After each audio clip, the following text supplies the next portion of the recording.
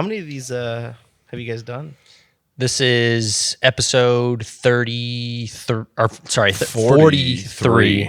We did skip episode 41 though. Yeah. So we It was clearly cursed. it was dude, so we did actually end up recording last week, obviously with the thunderstorms and everything, which was already an episode that had gotten pushed back. We had a different guest that it ended up not being able to make it. And so we were like, screw it, we'll just do it just Thomas and I. And it was like everything working against us. So we were already joking around about it being a cursed episode.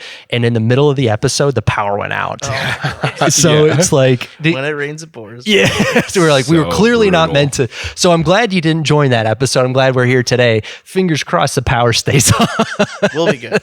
Just don't look up in the sky, I guess. Did you guys see the eclipse and all that stuff? Yeah. I didn't look directly at the sun because I didn't have glasses, but Good. dude, it did get kind of weirdly like kind of dark and kind of chilly out during that. It was kind of eerie. Yeah, it was kind of weird, man. Yeah, I forgot about it, and I looked outside. And, is it supposed to rain today? Like, I don't know what's happening. And then I was like, oh shit, the sun's being blocked. My brother's an optometrist, so he was like, for God's sake, just don't look up in the sky today, and you guys will be fine. So he was giving us like all this breakdown. We're like, did we get it? Yeah, well, I wore. So we didn't have glasses at the store, but Tyler and I went outside to just kind of like, just kind of see what all the hubbub was about. And the people over at Pollo Campera had glasses. And so I was like, oh, cool. We put them on. And I looked up at the sun. And I think total, I looked at the sun for, I don't know, 17 seconds. And my eyes have hurt all day. Seriously? Yeah. With the glasses? Yeah. And I'm like, I guess I am like just staring at the sun, even if it doesn't necessarily feel it got like real dark after you did that. Yeah. I don't know where I am. So I'm brutal. Well, I can throw that up here in a bit. To welcome our guests. Hello. We've got Rohit, owner and operator of The Wardrobe in Edmond, and I guess I don't know how much I'm allowed to give away, but more to come, it sounds like. Yes. Or I guess you guys are technically in OKC, Quail Springs area. 73134 is Oklahoma City. Yeah, that's where we're at too with our first location. Yeah. So there's a spider on the wall behind us. Do we want to get it? It's a small one. Yeah, you can just let it chill for a little bit. He's just gonna hang out. Yeah, that time of year. He's our second guest. 2 guests today. That's right. But your shop is where I got my suit for my wedding, my custom suit made. I absolutely love that suit. I wore it recently to the rehearsal dinner for my sister's wedding, and no joke, I probably got 5 or 6 compliments. It was all guys hitting on me, but dude, that suit fits me so perfectly. Good. It is. I definitely splurged on like a fully custom, and when I say custom, I don't know if everybody realizes what that means. Obviously, you know what that means, right. But it wasn't tailored to me. It was made to fit me, and that suit is absolutely fantastic. So. Obviously would highly recommend. I'm sure we'll talk more about suits a little bit. Yeah. As if you didn't talk enough about suits today. So so how many times do you wear that thing? A few times a year. Okay. Yeah. It's been like 4 years? 4 years? Yeah, I should know, maybe right? more, yeah, actually. Specifically, how long has it been? I don't know if I put a wedding date on your suit, but just look in there. You should have it, maybe. Yes, we got married in 2021, so Okay, we'll be celebrating 3 years later this year. So that's good. Yeah. No, the reason I ask this is, especially with guys that are like you guys, where you just constantly changing in size. I'm always curious at like, does it still fit? Yeah, Is how it a much little use big? do you Yeah, still exactly. Yeah, so it's one of those things where I'll have guys that'll come in and they've been in this kind of industry, or they're bodybuilders or whatever it is, and they'll be like, yeah, man, I need something for when I'm smaller and something for when I'm bigger, and then you have something at both places. Yeah. But you can always like adjust them. But there's only so much that we recommend you adjust them. Sure. So that's why I was just curious. I was like, I don't know. Some guys were just like, man, I wore it for my wedding and I just got too big for it or too lean and I just can't wear it anymore. So I would honestly be curious. I should try it on here because I've lost, I don't know how much weight, But I have lost some weight recently, so I'm kind of curious how well it fits. I know I've fluctuated at least by 10, 15 pounds in the past, and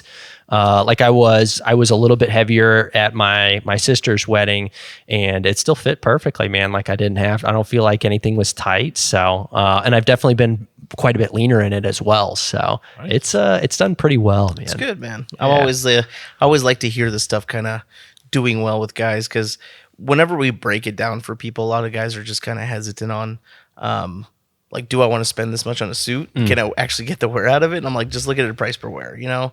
Don't put a $5K into something that you're going to wear twice. Yeah. You know, if you're like, hey man, I'll wear it 2 times a month, 3 times a month, whatever. It's like, cool. You're going to rent a suit for $250. Yeah. So if you want to just give that a base value, just be like, hey, I'm saving $250 every time I wear this thing. Yeah. Or even if it's just off the rack, like the better it fits you, the more you're going to want to wear it. Yeah. Right. You know, whether it's just like, oh, I'm going to go out to like a dinner, I'm going to go to the bar, get a drink with, some buddies, I'm just throwing a blazer with jeans and sneakers. You get your money's worth. Right. And I've got some suits from some other weddings that are maybe $400 even, and they're just not nearly as nice as that suit, so I don't wear them nearly as often. Why would you? Right. For a suit wearing opportunity, why would you be like, I've got this thing that was like literally molded to my body, or I've got this other one, like, meh. Yeah, I think I'm gonna go for the Should I other go one. through for the suit that fits me the second best? Yeah, Or right. Exactly. Doesn't make any sense. But yeah, man, I really always wanted to splurge on like a really nice suit, because I always had like, some that I had for weddings or this or that, or some more generic ones that were fine.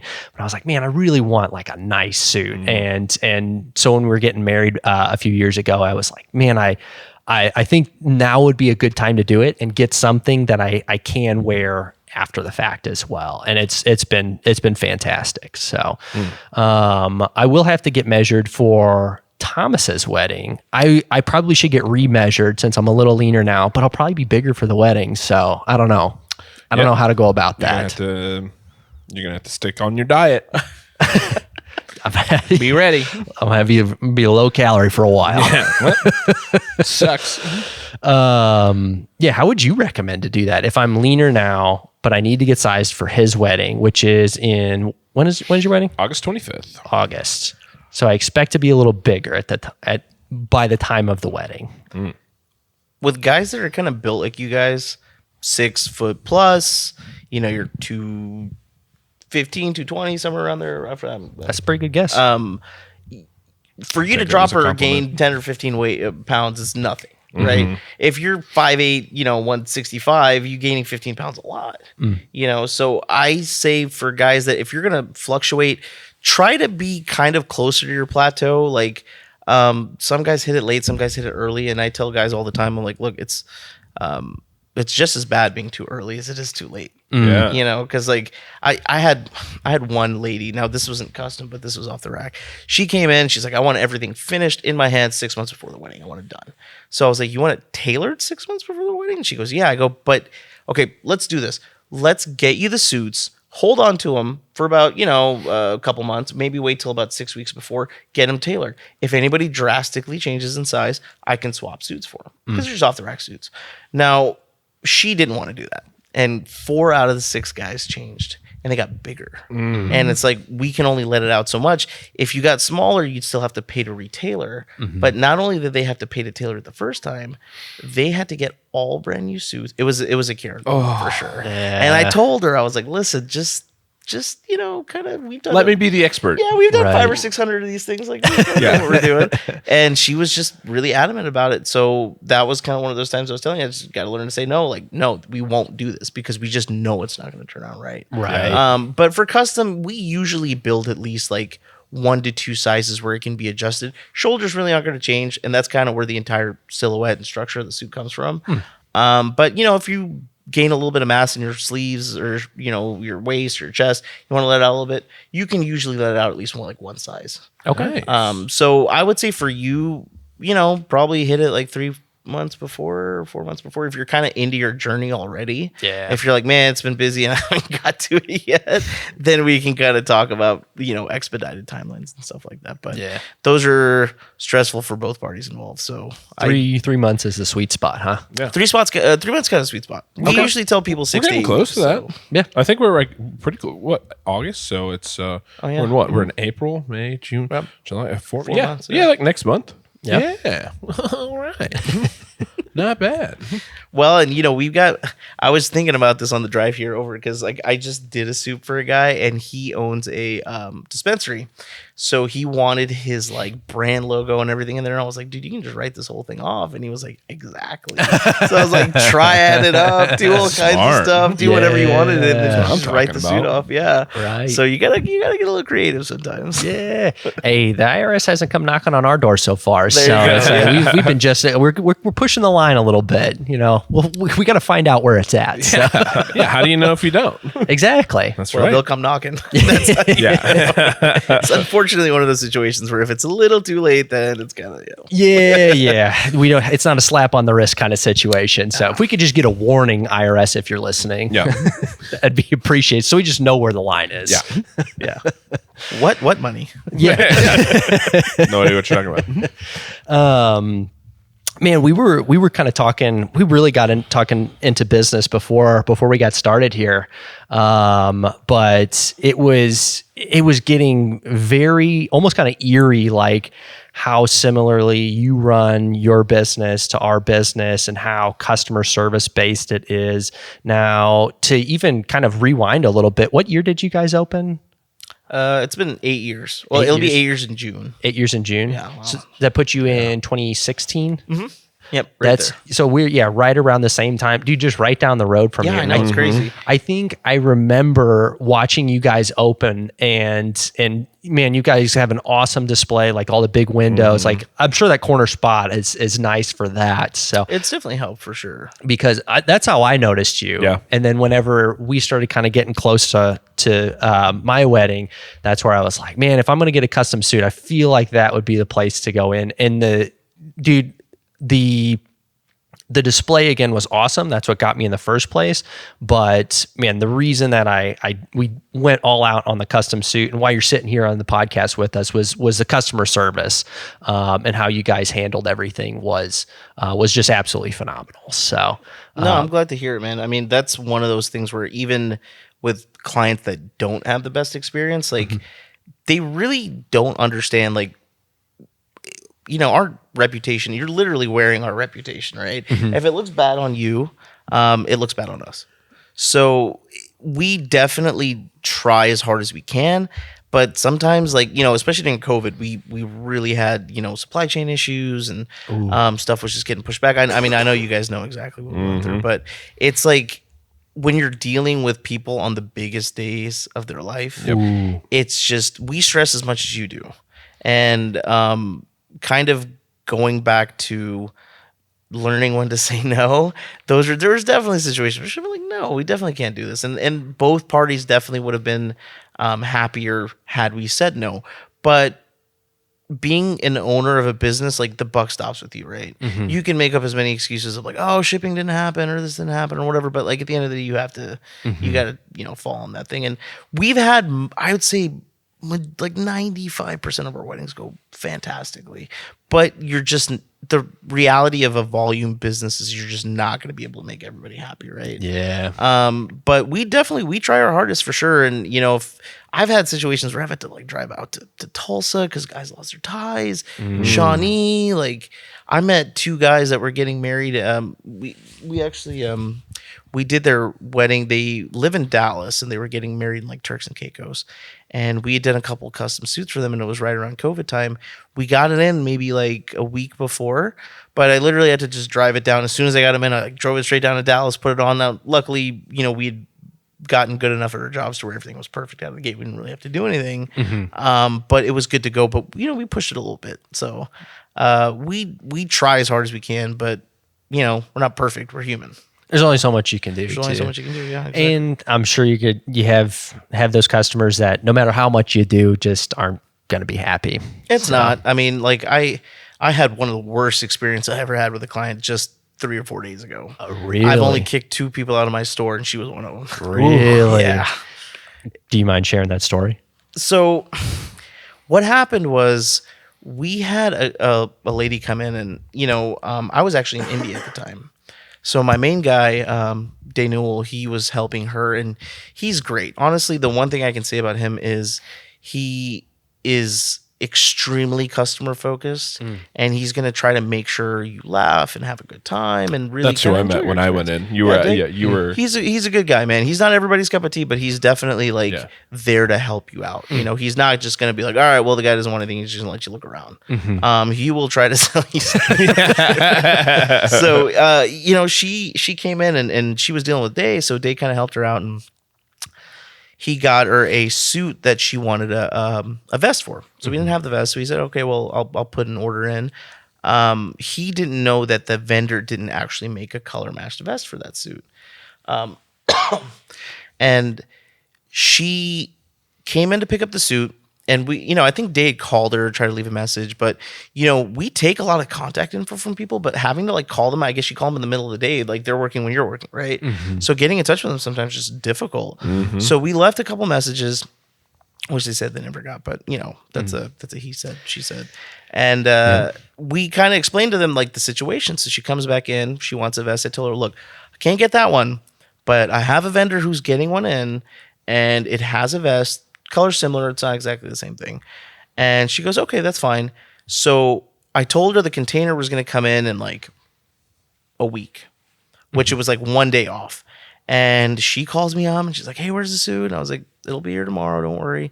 So the guy gets it in, and I have him, because it got in a day late, I had him actually overnight the suit to me. And overnighting was probably $100 for the suit. Yeah. Now, when I'm charging you $200 for a suit, what do you think my margins are?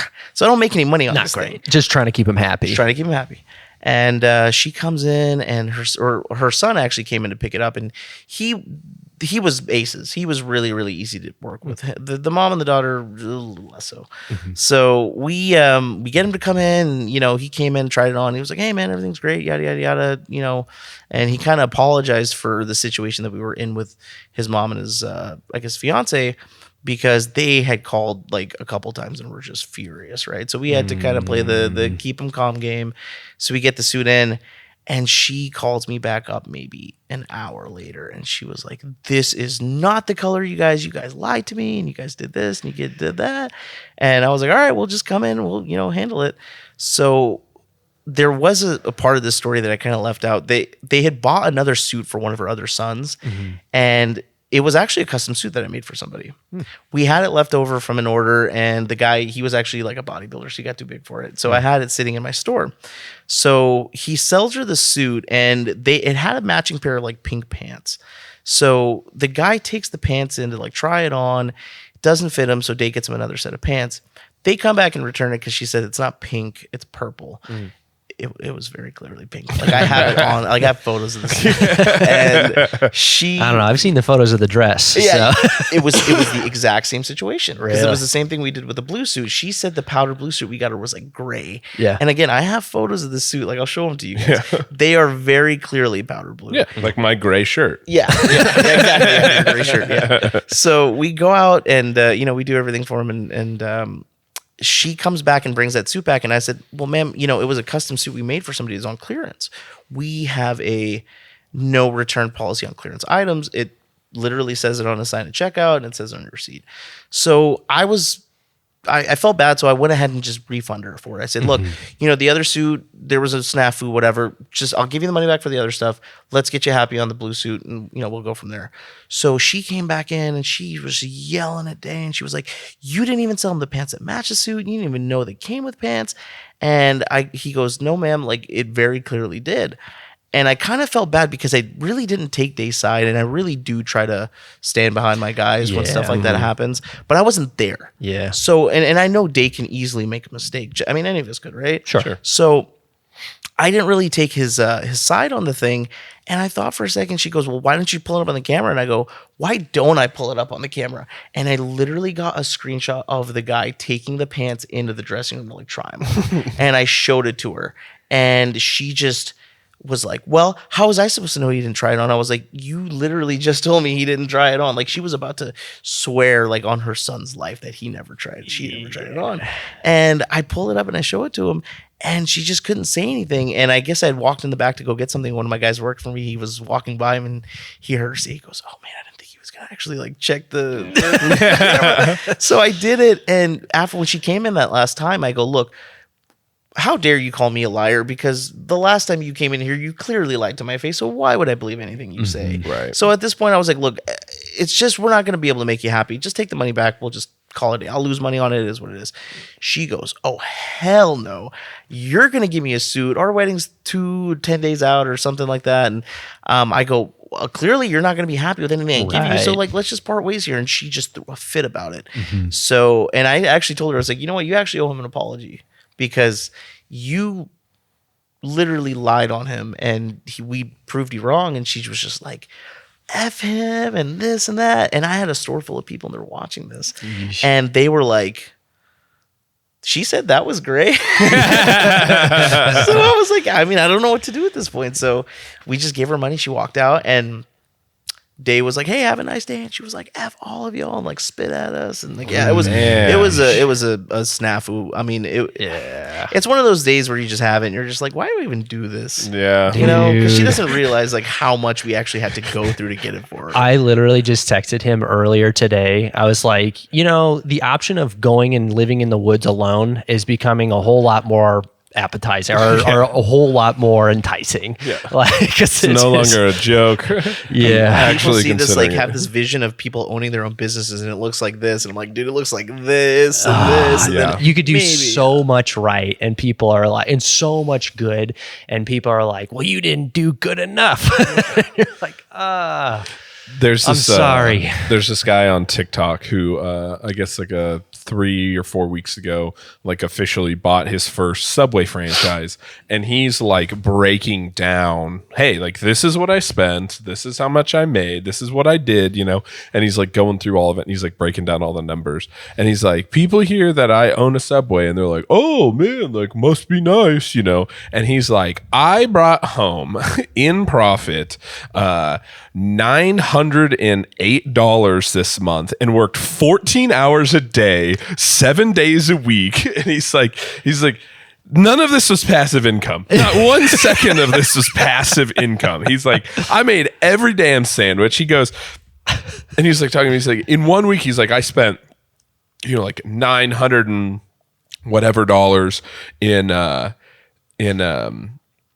like payroll. And he's like, some of you might think that's not bad until you realize I was here every damn second, open to close every day. He's like, I paid $900 to work. Like, and it's like, but it's cool. I think it's, for some people, it can be super eye-opening of like, this isn't just like, you know, yeah, sure. If we didn't have costs of goods and like didn't have to reorder and like it was just one shot, like, yeah, sure. Like, but this is all, like, we talk about it all the time, especially with the stores growing, which is a huge blessing. But it is, okay, it's growing. So now when we used to need to buy 10, well, now we need to buy 40. And it's like, well, when you only have the money from selling 10 and you have to buy 40, that money didn't just appear. Like, we've had to find it in other places. We had to rack it up on the credit card. Right, exactly. Yeah, no, exactly. I mean, there was exactly what you said about the guy with the Subway. I just watched an episode of John Oliver, and he did an episode on like Grubhub and DoorDash and stuff. I bet you that guy probably paid them $1,000 that month. Yeah. And he probably only made $900. Yeah. Which is insane. Yeah. You know, like the amount of money that they take from these restaurants. We're starting to see more and more that are like refusing to do it. Yeah. Wow. I mean, it's crazy. Yeah, like, they take a percentage of the sales. Wow. Yeah. There was a guy, I think on the actual segment, he was like, I did 67,000 in sales last month, and they took $25,000 of it. Holy cow. Yeah. For providing an app. Yeah. I mean, granted, yeah, you're bringing in, I mean, that's why if you've ever used the app, like you'll see, you know, Big Mac is $3 more on the app, or whatever it is. You know, if you're accounting ordering for from there. just wherever, like they're usually going to jack up the rate a little bit. But not enough. It doesn't cover it. No. I mean, if anything, it's just coming out of our pocket. But you know, like you pay for the convenience, which are all you're paying them a delivery fee or whatever other fees that they charge you, and it just sucks to hear that it's actually coming out of their end. Yeah, that does suck. If it's a big restaurant like a Cheesecake Factory or whatever, like I could care less. But when it's like a mom and pop, even Subway's are mom and pop. You know? Yeah, right. They're all franchised. So Yeah. I mean, good for Grubhub. I guess they're killing it. dude, they were the worst out of all of them. They said that they had like all these, they had restaurants they had listed on there that literally told them that we don't want to be on the app, and they would have customers come in and buy the food and then deliver it under under the Grubhub label. So they had literally would have like people go in and buy the food, and then they would deliver it for Grubhub. And the people that were selling it didn't know, which it doesn't sound like it's a big deal. Yeah. But like, let's just say you're selling shakes, or you're selling this, or you're selling that. Like, you're not necessarily packing up that food to be delivered by a third party delivery system. Like, it's just like, all right, well, I'm giving it straight to my consumer, and they're just going to walk out with the milkshake or whatever. They might eat it in their car or whatever. If you're leaving with an open top and they deliver it, and you know, like that, all that has been exposed to your, you know, vape riddled DoorDash driver's car, you know, then it's like, what are you going to do? So a lot of them had that issue where it's like, it might not necessarily be the most sanitary thing for them to have to do it, you know? So, and they're like, they literally said, they were like, if we knew it was going to somebody else, we would have packed it differently. There was this happened one time. I have a time or two DoorDash in my life, Just a couple. but just a couple. But I hopped on to, I forget what it was. I rotate through the three because they're always giving you different deals.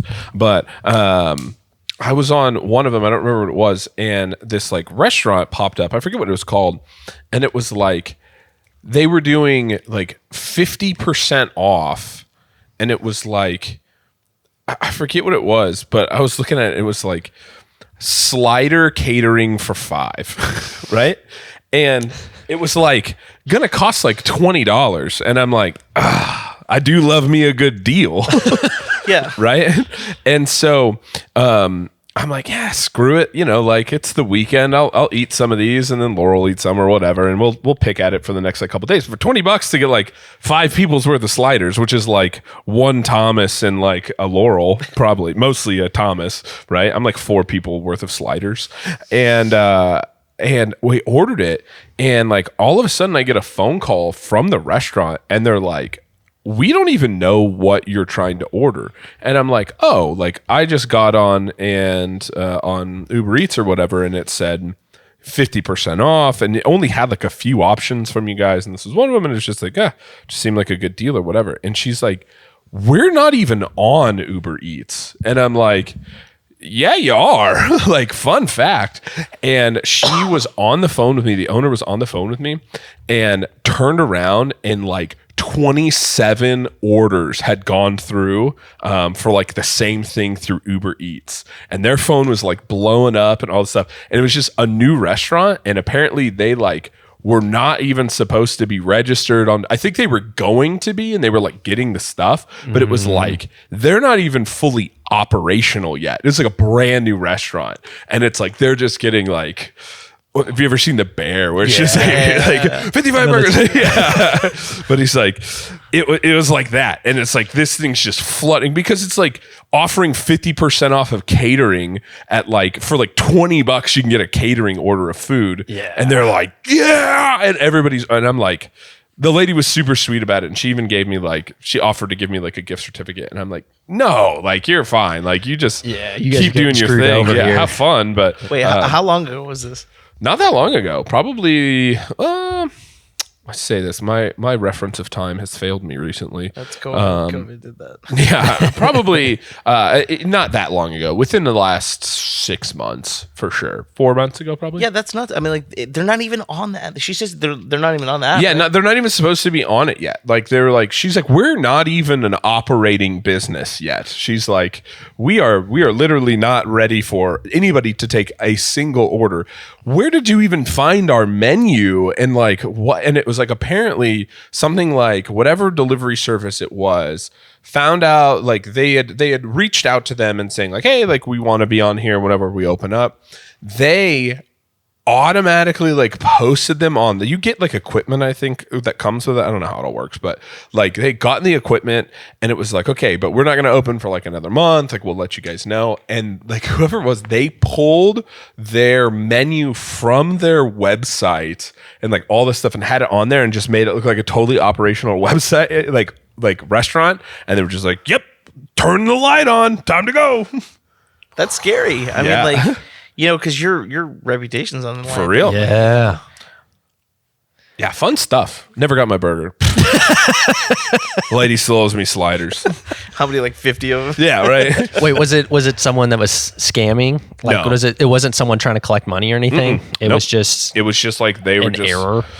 Yeah, it's like an error plus like the app just kind of taking their own like what's the word I'm looking for? Like they just decided like, yep, okay, cool. We're just gonna do it for you then. I wonder if there is scams though of like a restaurant like that isn't listed and someone going and listing and like but know. taking the money and then just sending orders, but them never even like the restaurant never even finding out about it. Oh, I'm sure. I mean, like, have you seen how many ghost kitchens are on there? Oh, where yeah. it's like you'll Oh, have yeah. Tom's Burgers, and it's like that's Henry Hudson's. Like, Yeah, and, yeah, and yeah. they're just like, oh, we're making out of this kitchen, and I'm sure you probably have that happen more than you think. Well, there was one where it was like I forget what the name was, but it was like some like super Italian name where it was called like Pasquale's. or Yeah, something. yeah, like Caesar Pasquale's Pizza, and they like they checked it, and it was what's the? It's like Pizza House or something. or No, whatever. it's the one with the mechanical rat. Ratatouille? No, the restaurant for kids, Chuck E. Cheese. Chuck E. Chuck E. Cheese. the- Yeah, oh, Chuck E. okay. Cheese. Yeah, and it was Chuck E. Cheese. No, dude, it Oh, happens yeah. all Yeah. the time. That's like, wild. and their prices will be higher because Yeah. they brand it and market it as like Yeah. you're getting hand breaded fried mozzarella. It's like you're fresh getting, like, mozzarella from Caesar Pasquale's. It's like, dude, this you're was getting great made. value, buddy. Yeah, this was made by a robotic rat. Get out of here! Like, Dude, I remember when I got enlightened on that. It was I was on Grubhub or whatever it was, and I was looking. I was like, "Where are all of these restaurants? I've never heard of Yeah. any of these."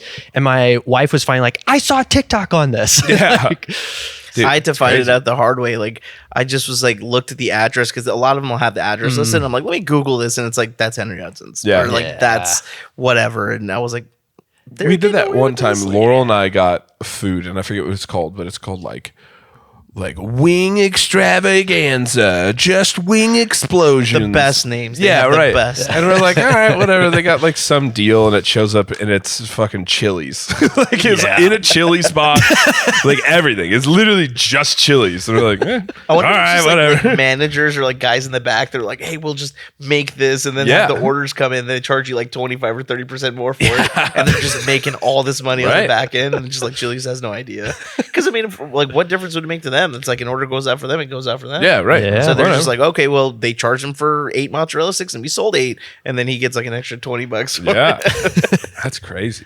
you guys, would you guys like a drink? Yes. You don't have to join, but No, yeah, we're what are we having?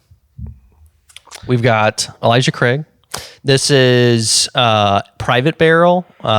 It is a friend of ours. Actually, it was one of the previous podcast guests. Owns a liquor store up in Edmond, kind of close to where I live. And he does makes great recommendations. So if you're a bourbon or whiskey guy, he's awesome. But he also does barrel picks. So I don't know, are you a bourbon guy at all? My or- brother's a huge bourbon guy. Okay. Bourbon, whiskeys, anything. He loves it. Yeah. I mean, I drink. I don't like drink all the time. Same here. Yeah, no. But, This is the only time we drink. This is this honestly the last like 3 or 4 times I've drank has just been episodes of the Yeah, podcast.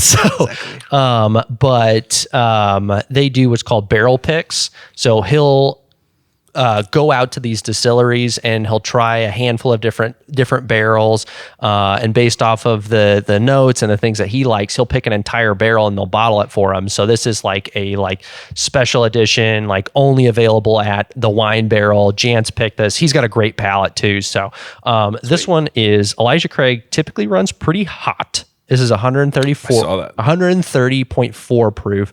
So I'm gonna pour a little water in mine, but I was gonna ask you guys like them neat, or you like it on the rocks, or like. Well, we don't have any ice. So Well, you can mix it's a little bit of water with it. That's what I'm water. gonna do. Yeah.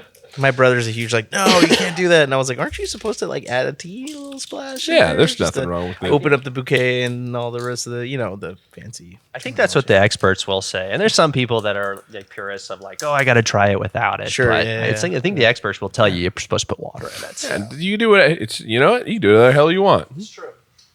I think that people forget that sometimes. I did see a guy post. It was so funny. A guy posted on one of the bourbon pages, and it was like like the classic, but it was a George Stagg, and he was mixing it with a caffeine-free Diet Coke. And like the part that was so funny was how many people were angry that it was a caffeine-free. Like that was the biggest sin. Yeah. Put the real stuff. Yeah, the biggest sin was that it's a caffeine-free Diet Coke. I mean, that would hurt, but that's like a $900,000 bottle. Cheers. All right. Thanks for being here, Rohit. Of course, man. Ooh. I'm getting notes notes of alcohol. Yeah. That's it's really not that hot for 130. Yeah, that's been typically the impressive thing about those really. My dad's really into that, of finding ones that are really, really hot, are really like high proof, but very smooth. Mm-hmm. Elijah Craig typically does a pretty good job of that, and I'm not always necessary for that, but I feel like I've gotten into that a little bit more recently. I feel like it typically has like more flavorful notes if it's a little higher proof. Yeah. So it can be tough to get through some of those though. Yeah, so definitely can. Mm-hmm. What notes are you getting there, Thomas? I don't know. We should. What are those called? ASMRs. We're gonna turn all of our podcasts into ASMRs. Mukbang ASMR. Yeah. Just gonna be. I remember I saw I saw that term and I was like, what is a mukbang? And then I had to like look it up and I was like, oh, that makes sense. What an insane world we live in. Like this is like unbelievable. I don't know what a mukbang is. So it's like kind of like an ASMR thing, which I don't tell this to a lot of people. I am a massive ASMR fan.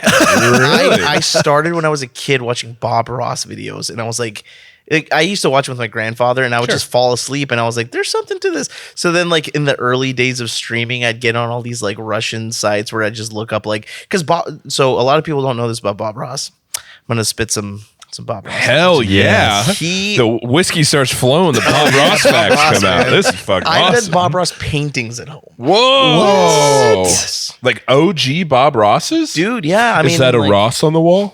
Well, no, not bottom. I've painted them. Oh, sure. gotcha.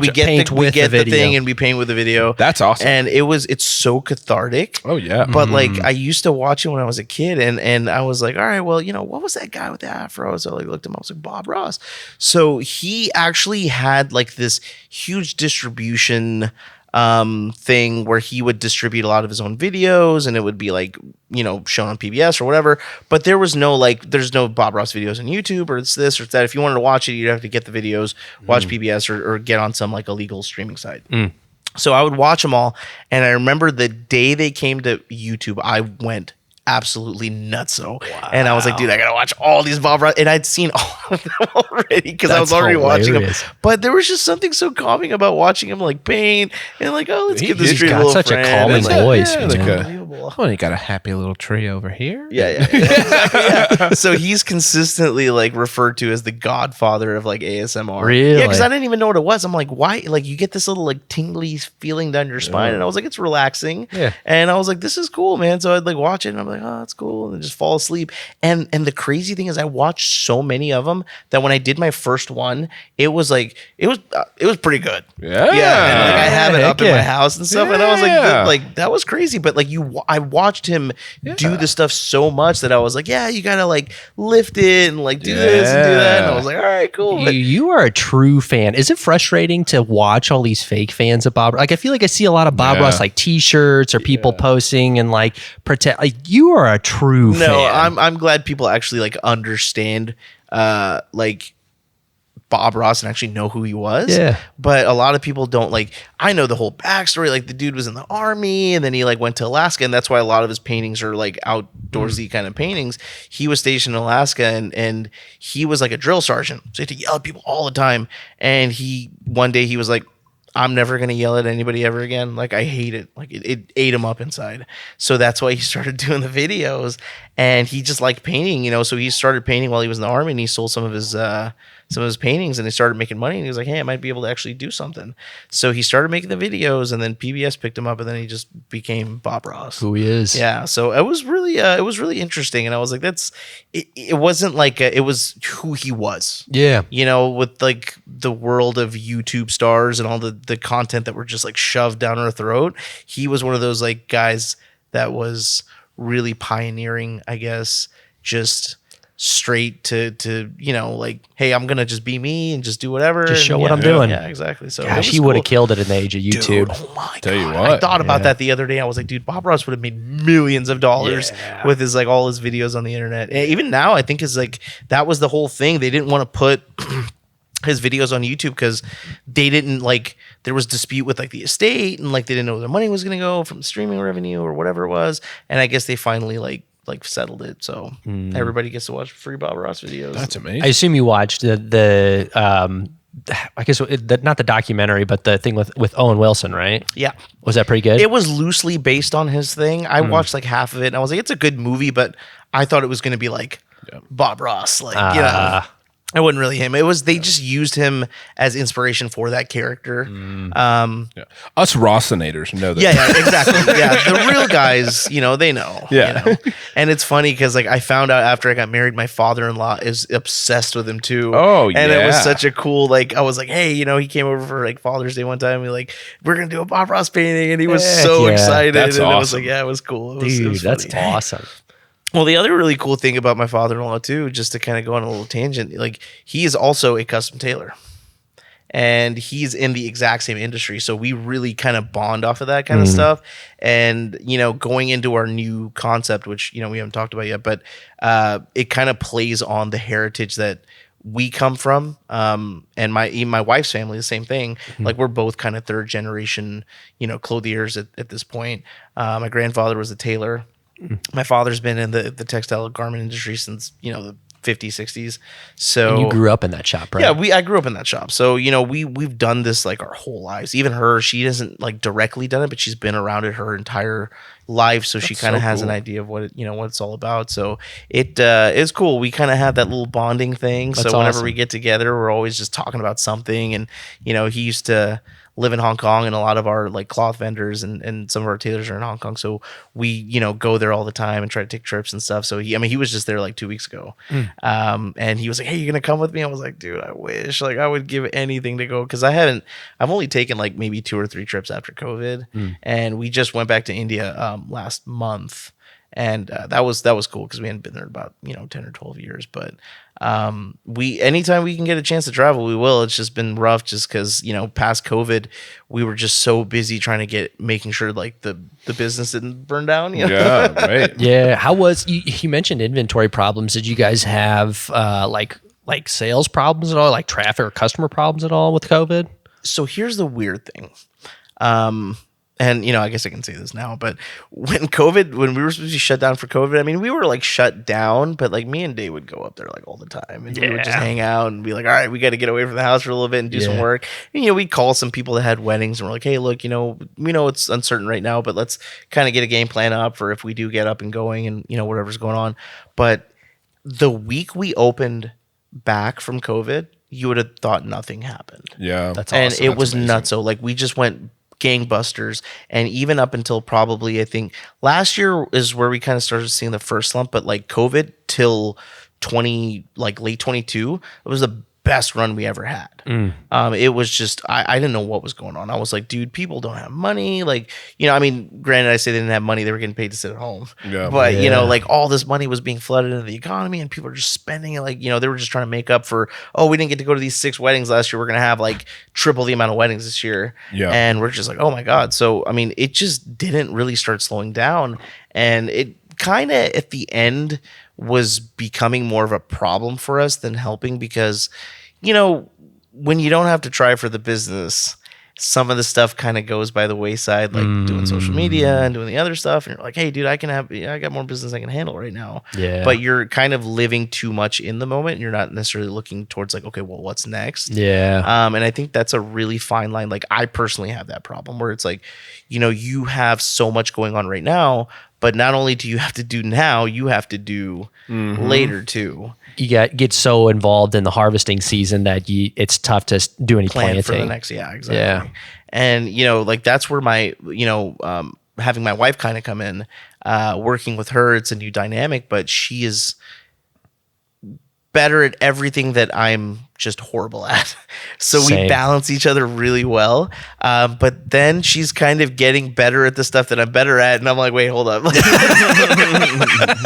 So I'm actually really proud. Shout out to Bianca. But I'm proud of her because she's just really kind of stepped her game up in a big way.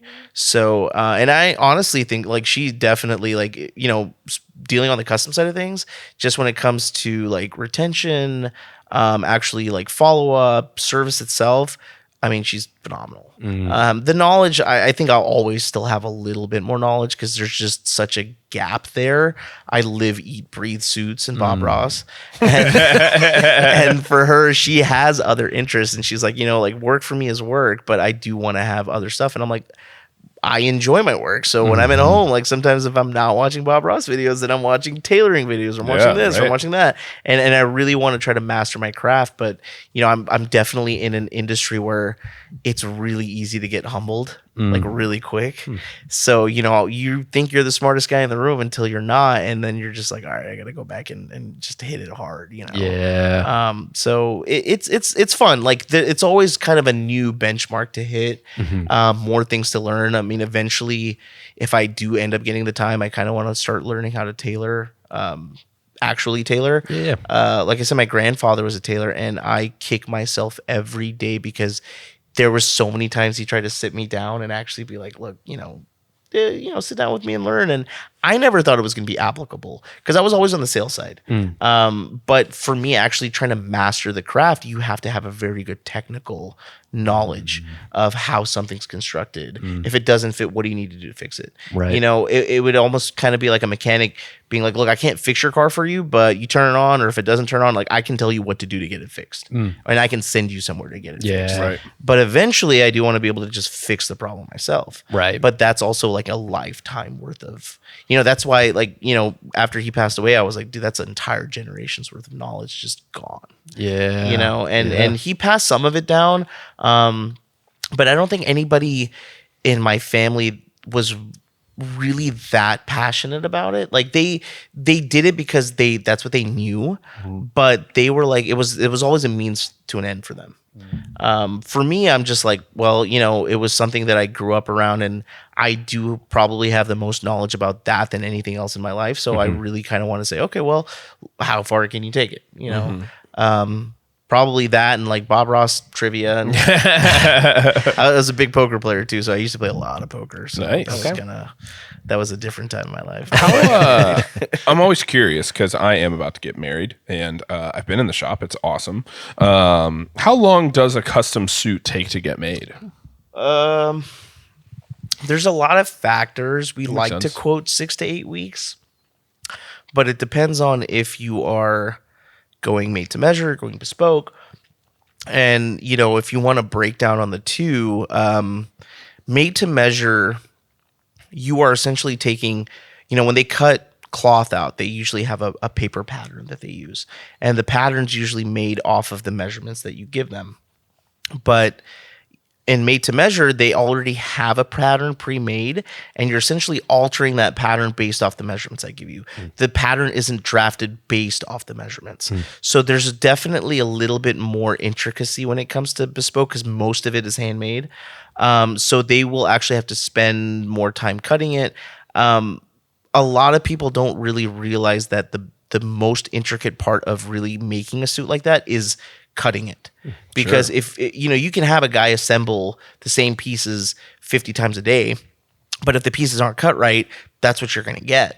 So if you get a really, really good master cutter that knows what he's doing and you can really relay your knowledge of fit and kind of different body postures and structures and things like that The to him. vision and, yeah. yeah. If you guys are kind of simpatico, then your suit's going to come out phenomenal. And we've been working long enough with our tailors to where they kind of understand, like, hey, look, Kevin's coming in. He's a 6'2", lean guy. He wants his stuff pretty fitted. We're going to leave only so much allowance based off the body measurements that he gives us. Now, whenever we do fittings, we usually try to use a base garment. So like if you have something at home or you want to come in, you try on one of our suits, we can usually adjust things that we see wrong. So like if we're taking the shoulder 2 inches or taking the waist 6 inches or whatever it is, we can use that as a good baseline. And then when it comes in, we can always make those adjustments. But with made to measure, it usually is a more streamlined process. When you're thinking bespoke, think more of a hand-tailored bench-made garment. Yeah. You can still get all the customization options with made to measure. You can choose your linings, your lapels, your pockets and buttons. But when you actually have something made bespoke, like it is truly made one of one. After they get done cutting it, that paper pattern sits on the wall with your name on it. Yeah. And they'll have CAD patterns that they use for you on the custom side. So I usually tell most people, even with bespoke, your second suit's going to fit you the best. Yeah. Because we've had time to kind of tweak whatever we need to tweak. And then if you do any subsequent orders, they've already adjusted the pattern accordingly. But a lot of times, guys will come in, and if they have a shoulder a little bit lower than the other, like I just dealt that with a guy today. Actually, he came in, he injured his shoulder playing baseball, and like one shoulder slopes like this and one slopes like this. So I made notes of that and showed my tailors, but he had to go bespoke because they're going to have to balance that pattern accordingly. And when they cut it out, they can say, well, he's got a little less slope on the shoulder, maybe let's pad that shoulder up a little bit more, so when he puts it on, it makes it look really symmetrical. Yeah. So there's a lot more intricacies than people really give it credit for. But if you really want to break it down just for the layman, it's, a half machine, half handmade garment for made to measure, and then bespoke's like your full real deal made by 2 or 3 guys, made all by hand. And there's going to be very little machine work, if any. So That's great. It is an art. It is. I mean, you can even do like basted fittings. Like I have a couple basted fittings in my store right now where guys make stuff that's so expensive that we literally make it out of a muslin, like a cheap cloth, and we'll make sure it's perfect, and then we cut it. Because we don't want to make any mistakes cutting that cloth. Yeah, that makes sense. Yeah, you're out of a lot of money. Yeah. So we've kind of perfected our process to where you don't necessarily have to have that. It's a luxury of just kind of the experience and kind of having it if you want it. Like if you've ever seen any of the movies like Ocean's 11 or whatever, the guy's sitting there and he's got a half finished suit on him, the guy's measuring it up and doing tailoring. That's an actual basted fitting. So they're half constructing it, and they can literally like rip the sleeves off, rip everything off, and say, okay, well, let's raise his shoulder a little bit, or let's trim a little bit out, or let's repitch his arm, or And in situations like this, we're talking like 1/8 of an inch, on certain things. It's crazy. You take 1/8 of an inch 8 times, it adds up, right? Yeah, right. So like a little bit here, a little bit there. Men's tailoring is really a game of millimeters and inches. A half an inch somewhere can make it look completely different, especially with like sleeves and things like that, where most guys tend to wear their sleeves a little too low, or a little too low, but you kind of want a little bit of that shirt cuff showing, or maybe some watch. So you can have those tiny adjustments made to something off the rack, and people don't even realize, like, if you're not a really well-off guy, or a guy that just doesn't want to dump a bunch of money into custom clothing, get your off-the-rack stuff tailored. Like the tiny amount of money that you'll spend tailoring it makes it look so much better. Especially if you have a relatively easy frame to fit. When you've got like guys that lift a lot and they're like really back heavy or really chest heavy, that's where that bespoke treatment's going to fit them so much better, because how many suits you have? Any suits in your closet? Yeah. So I used to have to wear suits quite a bit for my old job, and so I've got like 46, 48 regular, 46 regular, somewhere around there. I'm 46 long, maybe. Yeah, I'm a long, because I'm pretty much all torso, Right. but I My last measure, I was a 50 long. Okay. I've lost weight since then, so it's a 50 long last So time. probably close for 46 to 48. Yeah, right. But when you hear that actual number as a chest size, they're balancing your garment 50-50. So if you are back heavy and you put on a 48, it might feel tight in your lats or it might feel Right. tight in your chest. But when you actually give them like a half back or half chest measurement, they can balance that 50 and say, okay, let's put 70% of it in the back and we'll put 30% in the front. Right. And they can Yeah. really adjust it to fit your body. That better. makes sense. Yeah. Yeah. You know, because You're not like equal. Yeah, you can tell who's skipping back day. When Yeah.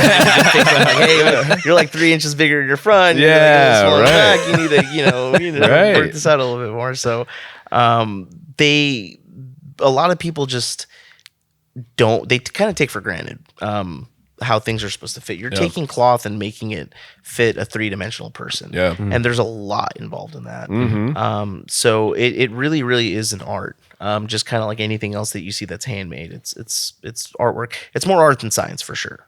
You know? Yeah. They're trying to implement a lot of science into the industry, and the purists are just like, look, nothing kind of beats a steady hand and, you know, some good needling work and things like that. You know, if you want to look at it from a longevity perspective, sometimes machine-made garments are better in certain places like seam work or things like that. But it's like buying a Bentley. Like, you know, when they're all handmade, everyone is literally bespoke to the person buying it. Right. Yeah. I could have different linings, or I could have different interior, or I want this option or that option. And them being handmade just gives it such a more tailored feel. And, you know, I think a lot of people are still willing to pay for that kind of service. So. Yeah. Oh yeah. Yeah, absolutely. No, it sounds like it would be tough to set like an algorithm to it. It'd be tough to They've tried.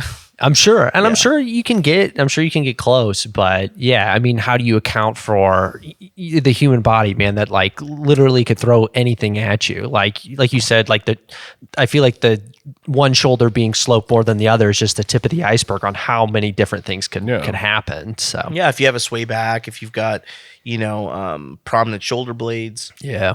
if you've got a massive slope in your shoulders like The Rock, then, you know, I could tell you from a style perspective, you probably want to put a little bit of padding in that shoulder. But if you have really square shoulders like I do, I want no padding. So that is kind of a distinction that it's going to be hard for a algorithm to give you. Yeah. You know, that's kind of a personal preference and me understanding what preferences you want. You know, they have a million different parameters that you can put in, and they'll kind of guess your fit based off your preferences. But that's all it is a guess. Yeah. You know, and I think the guys that are trying to use it to replace people in the industry, I think are kind of going down the wrong road. If they're using it in conjunction with the people, I think there's definitely things that you know, technology can definitely do to help our industry. Like, Sure. I was Use it in conjunction. yeah, exactly. Yeah, I was working with a guy for a New Year's outfit. He's a friend, and he sends me this photo of this guy on TV wearing like a velvet jacket. And he goes, "I want to wear something like this for New Year's." So I was like, "All right." So he sends it over, and I was like, "Well, what cut do you want, and kind of what details?" So he goes, "Like, let me plug some stuff in." And I mean, I didn't think anything of it. He sends me back this insanely hyper photorealistic like mock-up of what he wanted, and I go, "Dude, where'd you get this?" And he was like, "I put it into ChatGPT. They had like a photo beta that they were using," and he was like, "I just put in the prompt that I wanted, like a classy New Year's Eve navy velvet outfit, and it made a photo of the guy having like this nice like one button velvet shawl tux with like some piping on it." And I was like, that's amazing. Like, show me how you did that. And I was thinking about it, and I was like, dude, if we had something like this in our industry, because with custom, you know, you're always looking at just swatches and materials and things like that. And a lot of people kind of have difficulty visualizing it. Sure. They have some tools in the industry right now that give you a rough estimate of what it could look like cell shaded stuff. But this was very, like, the lighting was immaculate. And the only thing that I could see that was wrong with it was like, this guy wasn't built like the guy that I was making the suit for. Yeah. So I was like, if you could take a photo of somebody, put it in an AI generator, and literally have that cloth draped on them and show them what it could look like, that's a game changer for us. Seriously. So I was like, man, after we do all the rest of this stuff, like I want to have somebody that knows AI that I can like talk to. And I'm sure somebody's probably thinking of it right now. But if you can make it like an industry standard, and license out the software or whatever it is, I think it could just be like huge. So that's kind of what I've been trying to work on as a side project, but it's also kind of taken definitely a backseat to the new showroom. So I'm like, we kind of have to fight our battles so we can get it. My brother-in-law works for NVIDIA, so I was like, anybody good at AI? And he was like, the whole company. That's all we do is AI. So I was like, yeah, we should definitely talk about this. Fun project. Yeah, that's for exactly. sure. Yeah. So, are you allowed to talk about the new showroom at all? Yeah, no. We were signed up. Everything's good. We started construction this week, so we're actually doing a custom and bespoke showroom in Midtown. Nice. Just right down the sidewalk from Neighborhood Jam, so like just north of McNelly's. Yeah. And it's going to be geared towards weddings, geared towards custom, geared towards bespoke. And we're going to rebrand it as Heritage Bespoke. And like I said, it's hopefully going to just try to speak and convey kind of the history that both of our families actually have in this industry, and kind of the passion that kind of comes along with it. Like Show the story a little bit. Yeah, exactly. I've That's got like awesome. old photos of my dad starting his business, and like my that's grandfather cool. That's awesome. tailoring, and I have his old singer, so I'm gonna like display that in the store. So we have some of their like old cutting shears and all that kind of stuff. I think So- people love that nowadays. Yeah, Like they give a love to know the story, give a story behind the narrative. Yeah, business exactly. a lot more than they used Yeah. to. Sure. I mean, and you're kind of helping people understand why, like, that's your value proposition, right? Aside from, we are very actually aggressively priced. Right now, anyway, it's not our main source of income. So we don't like, if I got rid of my entire custom division, I would still be able to make money. I'd be fine with it. So this was more of a passion project than anything, but it took off. And we were like, well, let's spin it off into its own thing and just see what we can do. So we're really trying to kind of give people a reason to come in, and other than our pricing, which is very good, is the knowledge and kind of the wherewithal that we have of having done this for so long. It's not an insanely easy industry to get into. There's not a lot of people trying to give up like trade secrets and take apprenticeships and things like that. But you will have the occasional guy that'll say, hey, we love clothing, we're going to try to get into it, and we're going to hop in. And we're like, well, we've done this for so long, like that's where a lot of the value comes from. That knowledge and just kind of being able to show that you have lasting power. Some people, there's horror stories in the custom industry where people will take orders, just like we were talking about, like DoorDash and stuff. Like they'll take orders and they'll just ghost you. Like you'll never see your stuff, because they're mobile guys, or they'll come to you or whatever. And it's like, I have a storefront. If I don't show up with your garment, you can show up at my store. You know where to find me. Yeah, you know where to find me. Exactly. So I think there's some comfort in that for people. And as we started kind of building our reputation at the wardrobe, it kind of helps, because you're hopefully your guy that notices stuff like that will say, hey, okay, well, they've been in business for 8 years. Right. We've had some cool big name clients, Kyler Murray, a lot of those other guys, and that kind of helps give you some credibility in the industry, a reputation. If they're good enough for them, then they're good enough for me. So it's kind of nice having that. So we're gunning for like the end of April. Nice. Contracting work and stuff. Yeah, It's sure. just, it's tough. So we've had to actually subcontract some of the stuff ourselves, because we're like, you're taking too long, man. We got lucky and they gave us like 3 months rent abatement. So we want to like get in there, and because we're on month 2 now. Because we actually signed the lease like middle of March. So we're kind of into month 2, and we're like, look, if we can get in there at least for a month, kind of hit the ground running, make some money, have a good turnover, and kind of free roll it, then we don't have as much pressure on us. And I even told my wife kind of going in, I was like, look, don't pressure yourself with sales. Sales will come. Especially with us having that bridal boutique next door. So there's a high end bridal boutique right next to us, and we already do probably 5 or 6 weddings with them a month. Nice. And I mentioned to her that we were gonna try to move in next door, and she was like, "Please come be my neighbor. Like, I will that's send you cool. Yeah. all of my weddings. That's I will send you perfect. all my brides." Yep. And she likes the stuff in general, and we're actually going to. I haven't told anybody this, but we're doing women's as well. Oh, nice. So that'll be cool. Like, we've already made my wife some suits, and she's going to be able to kind of model them at the shop. But in the hierarchy of like weddings, guys' suits don't fall that high as a priority. Nope. Yeah, it's like you're They going sure to. don't. You could probably tell me. So when you proposed, what was the first thing you did? Found a venue, right? Yeah, I tried. Yeah, exactly. And then the second thing you probably did was like, all right, let's get a caterer, like a dress. And then it's like you do everything else, DJ, rentals, whatever. And then you're like, oh crap, you need to get tuxes or suits. Yeah, my wedding is fully booked, but I don't have a suit. There you go. So, if you're able to kind of chop the head off when they're getting the dress, which is usually like the second or third thing they do, they literally have to walk past us to get to her. So even if she doesn't send them, they're gonna be like, "Oh, dude, there's a place we can get suits for guys." So as soon as they're done doing their stuff, they might come over, wander in, say they're gonna make an appointment. Now, granted, this is kind of how we're playing it out in our head. Sure. But That makes logical sense. yeah, though. it does. You Yeah, guys are a literal reminder. Like, Yeah. hey, by the way, you need suits. Yeah, Right. yeah, exactly. So you get them then, and they're kind of already in the spending mood. Okay, cool. Well, I just spent $3,000 on my dress. I can spend $1,500 in your time. That sounds like nothing. Yeah. Right. And I tell guys that all the time. I'm like, look, you're scared to spend this money, or she might be scared to spend this money, but always keep in mind you can wear your stuff after.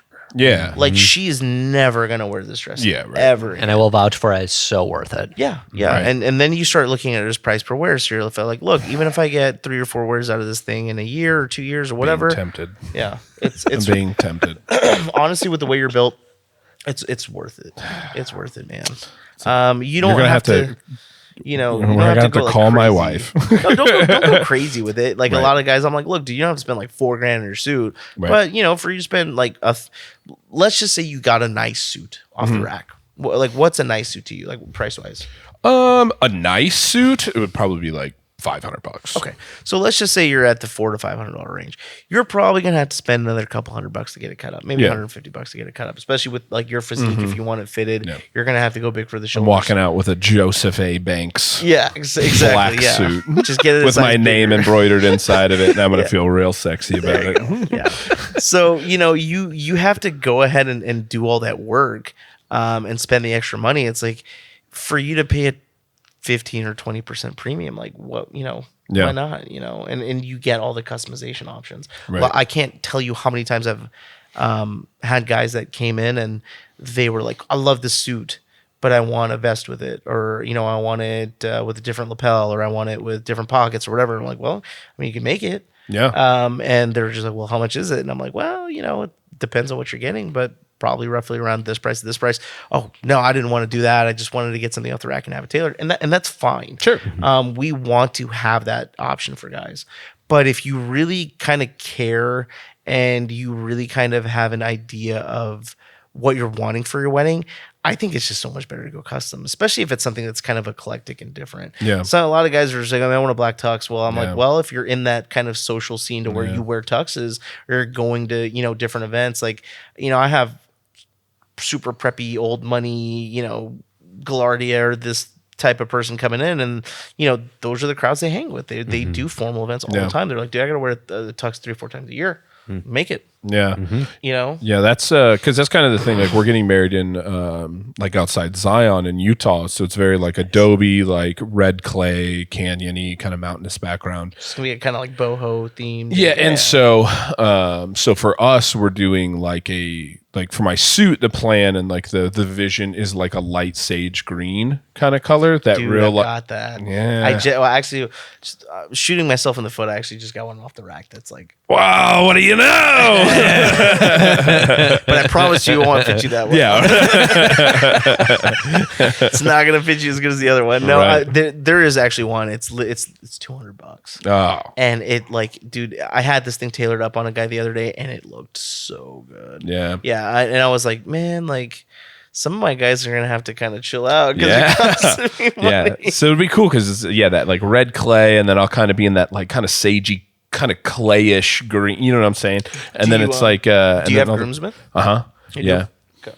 Yeah, I got a couple of them. What color are you thinking? The plan right now and what I have been, so the girls are all in like champagne dresses. So we're thinking just like classic tan suits for the guys. Yeah, that's like so I just did that color combo for somebody else the other day, and you know, a lot of people will come in, they'll just be looking for this stuff for the groom. And I'm like, well, what are you gonna do for your guys? And they're like, oh well, we're just doing a men's warehouse or whatever. And I'm like, but why? Like, Yeah. I'm literally selling it to you for less than it's going to cost you to rent it. Yeah. Oh, yeah. And that's the other thing that we really try to like. I think that's our biggest education. I to push people. so hard on that. Anytime someone's having a wedding, I'm I- like, do not make me rent a freaking tuxedo. Same. Yeah. I will hate rent. freak out. Like, I will spend the same amount of money and I don't get to keep it, and I get in Yeah. trouble if I get it dirty. So, like, let Or me you take it back a day late or yeah, whatever. it like is. let me like the guys, they make $200 suits like that are fine. Like, let me get that. Well, you know, and the other thing that I never really understood from a like just gross out perspective is like how many guys have worn those tuxedos? Oh yeah. Day used to be the manager for Tuxedo Junction over on like 23rd and Meridian, and he worked for them for I don't know, like 15 years or something, or not 15. It was like 7 or 8 years or something. And I asked him, I said, how many times like are you actually supposed to rent one of these things? And he said. He goes, we were supposed to rent about 10 or 15 times. Now, keep in mind, you're making money after the first rental. Yeah, Okay? right. Every subsequent rental, it's all profit. He goes, dude, we would rent some of these out like 100, 150 times. Oh, And yeah. I'm like, that is disgusting. Yeah. Like, you want to wear something that, even though it's been dry cleaned, like, suffice it to say, there's just some stuff that doesn't come out. Yeah, dude. Yeah. He was telling me a story. Some guy left his dentures in the pocket. And everything, Oh, and yeah. He was going on his honeymoon, and I was like, "How old was this guy? He had dentures, and he was getting Right. married." But he was like, "Yeah, dude, he left his stuff in there, and he was going on a cruise the next day, so he had to like call him and get it back from him." And I was like, "That's disgusting." So why would you want to put yourself through that if you're not having to pay anymore, or like I said, less? I had a guy that came in the other day, and he told me he was in Colorado, and he went to a men's warehouse. You will never guess how much they told him for a rental. Like, just what's an obscene amount to you for a rental? No, see, the most I've ever spent on a rental tuxedo was $400, and I've never wanted to like slam my face against a table harder. He was at 600. Oh, yeah, it was disgusting, and I was like, How nice of a suit could you buy for $600? It's not that like you can rent out. I mean, you could, in theory, rent out $1,000 suit, but nobody's doing that, Right. Yeah. Like Why they're would gonna- you? Yeah, they're gonna Right. give you like a decent to mid quality tier suit off the rack, or a tux, and it's going to like there's very minor alterations you can make to it. That's kind of the third thing that we kind of layer on whenever we're selling. We're like, look, the other thing that with rentals is like you're gonna get it the day before.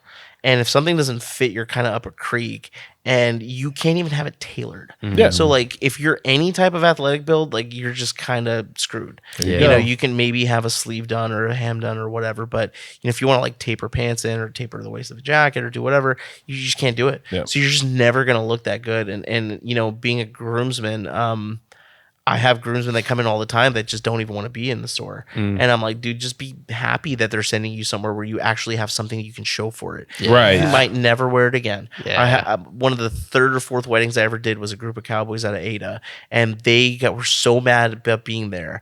And I told them, well, guys, like, he's getting you a black suit. You can wear it again. He goes, son, we're farmers. We're never going to wear these things again. And I was like, I mean, never. And he goes, son, we're farmers.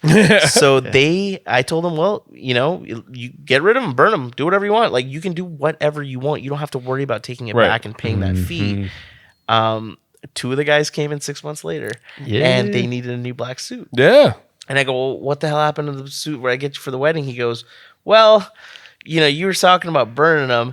They took them and doused the jackets and Jack Daniels. They lit them on fire. And they did it, and they were like having a blast, and they like recorded it, and he showed it to me, and I was like, you could have wore the suit and you wouldn't have to pay me another $250 Yeah, to get right. another suit, man. And he was like, yeah, I know. And you know, I was like, look, dude, I'm not gonna get rich selling you like one suit for a wedding. Yeah. I'm telling you this because, you know, this is genuinely, I think, in our opinion, one of the best values you can get. Right. You know, and it's, if it's fair trade, you know, there's no robbery, right? So when you can come in and do those kind of things and not have to worry about it, like that's the other thing with custom too. It's like, we will make sure that suit fits you perfect. You don't have to schlep it back and forth to the tailor. And, oh, I need to get this hemmed or do this or do that. If there's something that doesn't fit, we'll tweak it for you.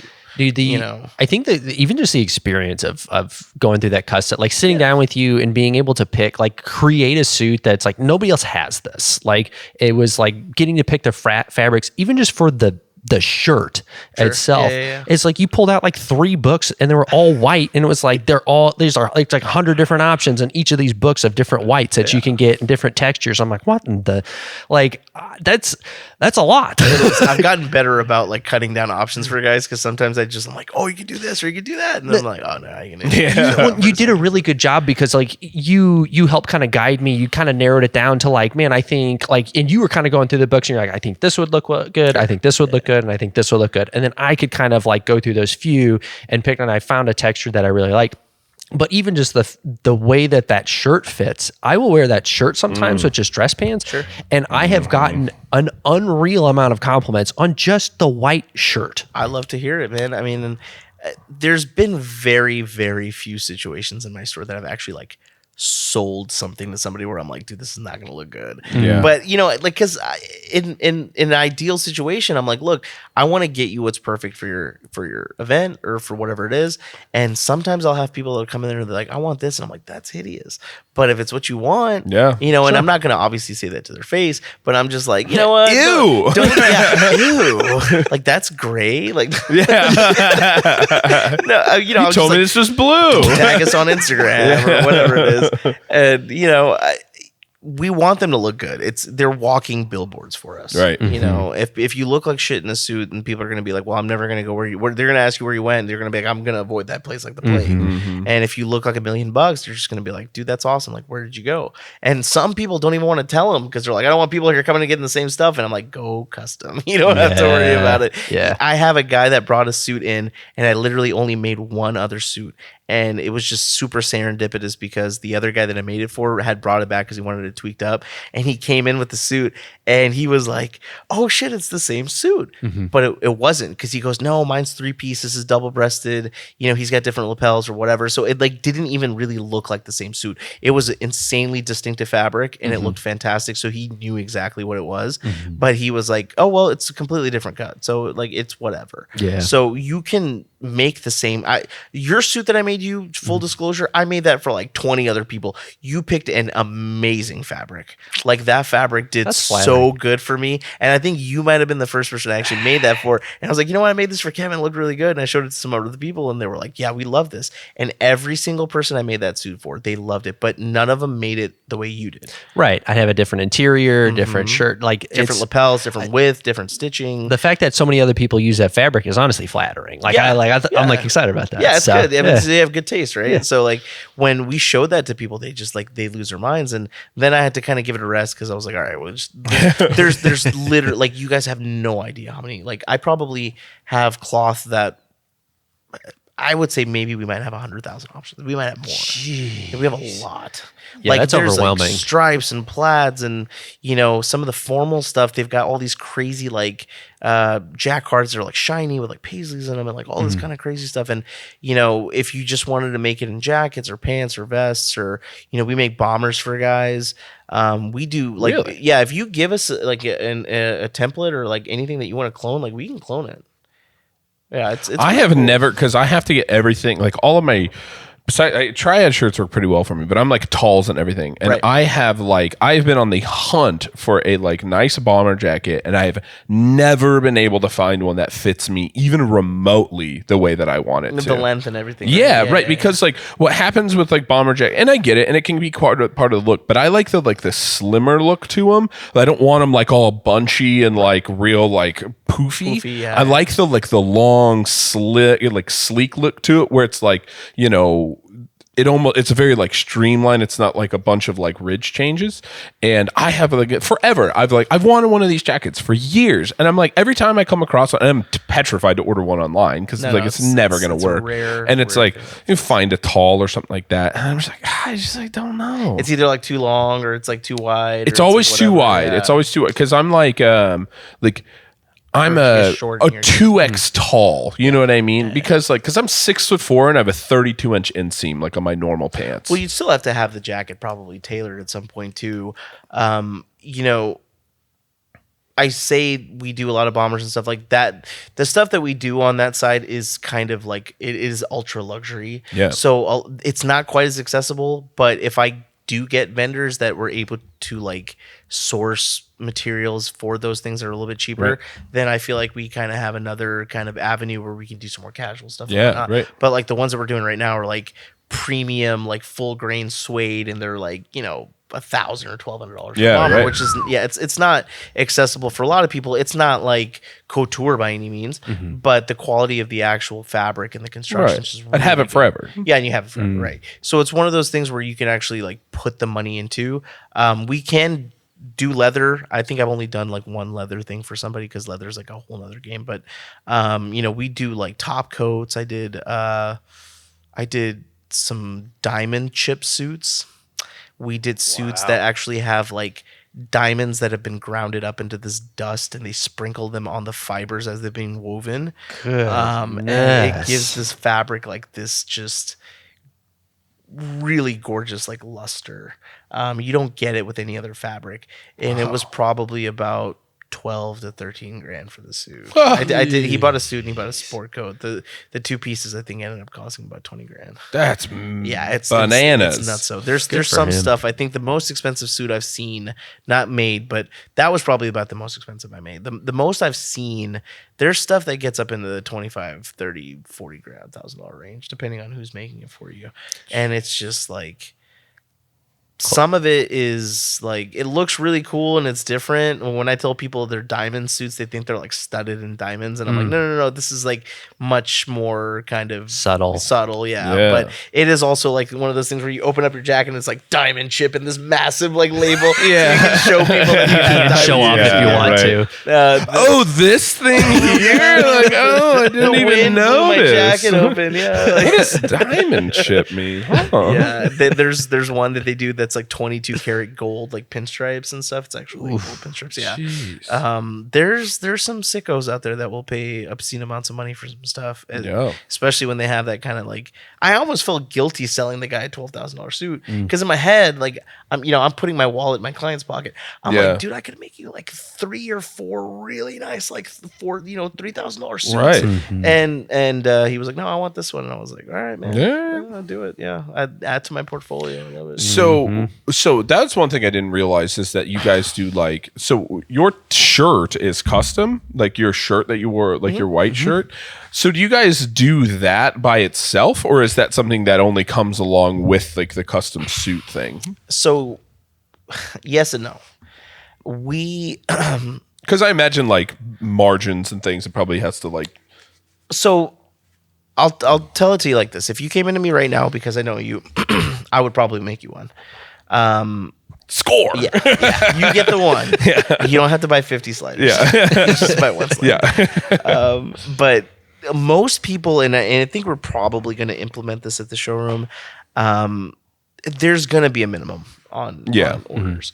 If you want to rush, there's probably going to be a minimum.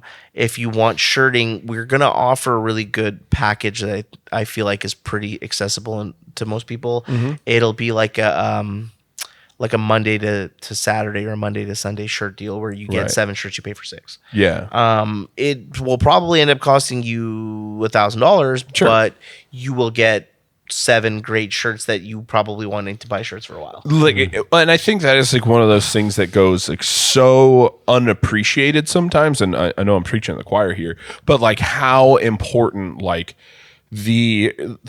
no hate on however anybody does this, because I know I've been there too, but it's like the the TJ Maxx shirt, collared shirt that comes with a tie that we all had for, some dance that we went to in high school or something. Yeah, right. And it's like, yeah, sure, that's great. But it was like my first like really good fitting like white button up shirt was like, oh, like this is something different. And then a buddy of mine introduced me to like shirt stays that like buckle around my quads and then like keep my and it keeps your shirt like nice and taut. And like, it's like, dude, like, and this is, an expensive shirt, but the shirt stays were $15 on Amazon or whatever, and it's like, I have never, since buying those the first time, like the shirt stays specifically, I have never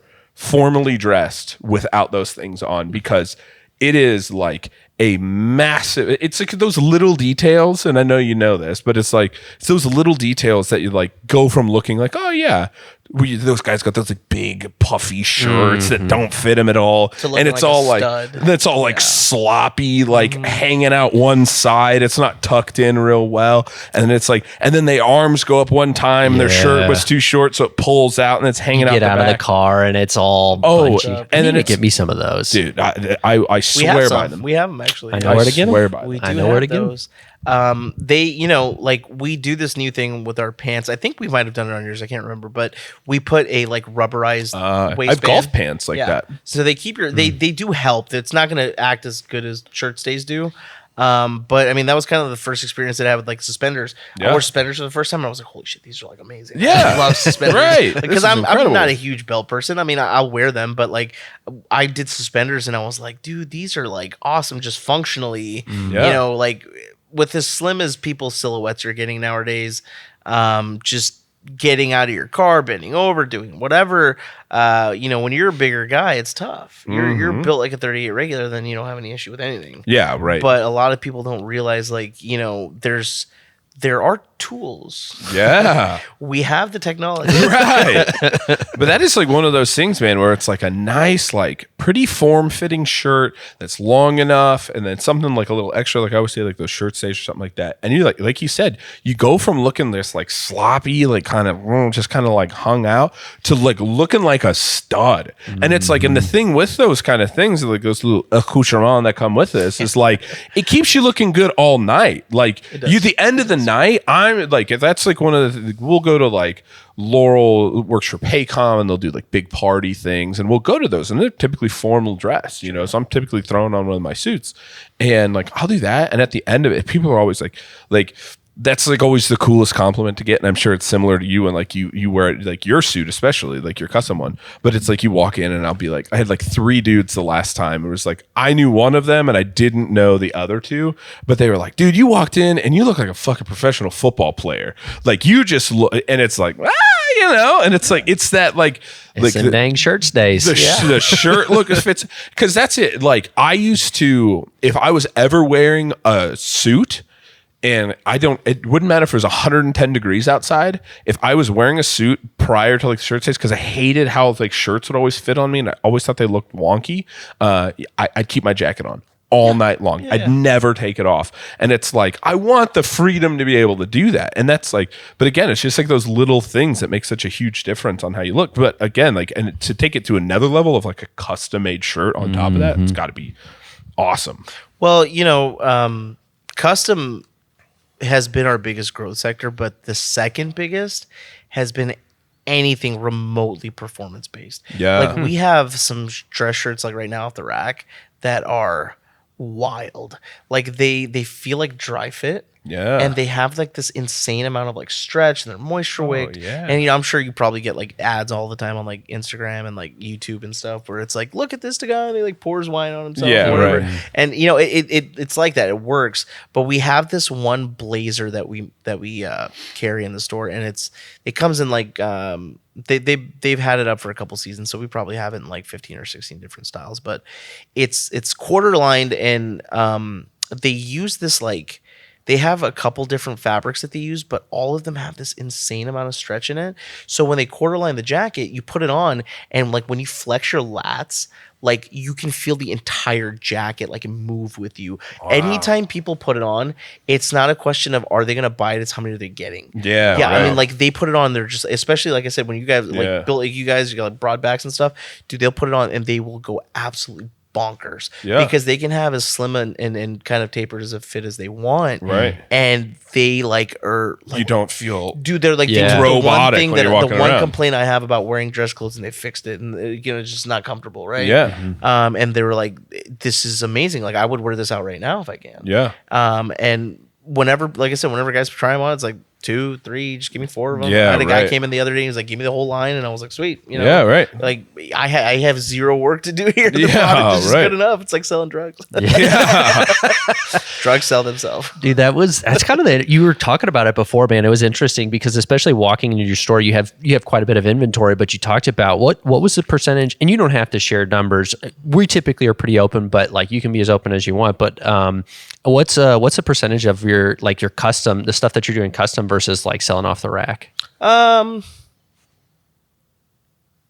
Probably right now about 20% custom. 20%? And then a majority is still off the rack, and that will definitely, I think, change with the new place. But Because you said you weren't going to be carrying like inventory at the new place, right? we'll Like have there's- some. We'll Okay. probably have like 100 units, maybe 150 units, just for as try on garments. And if somebody's like, "Hey, look, we have a navy suit or a black suit. You want to buy it? You can buy it." But we want to have like all of the colors and the styles available for our guys that we're gonna do stuff for groomsmen for, and we want those readily available. Where if a bride's looking at our book, or if she's walking through and she's like, "I want this suit. Do you have it? Can I see it?" We'll have it. That's nice to be actually able to see it. Yeah. So you can see it. But then when it comes to custom, we'll probably this has been probably the hardest thing for me to decide kind of how I want to do it, because it is such a capital intensive thing for us, is like making samples.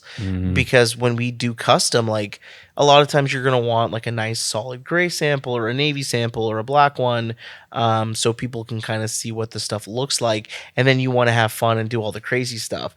But if you're making these things, they have to be made in a specific size. So after you make them, like, what the hell do you do with them?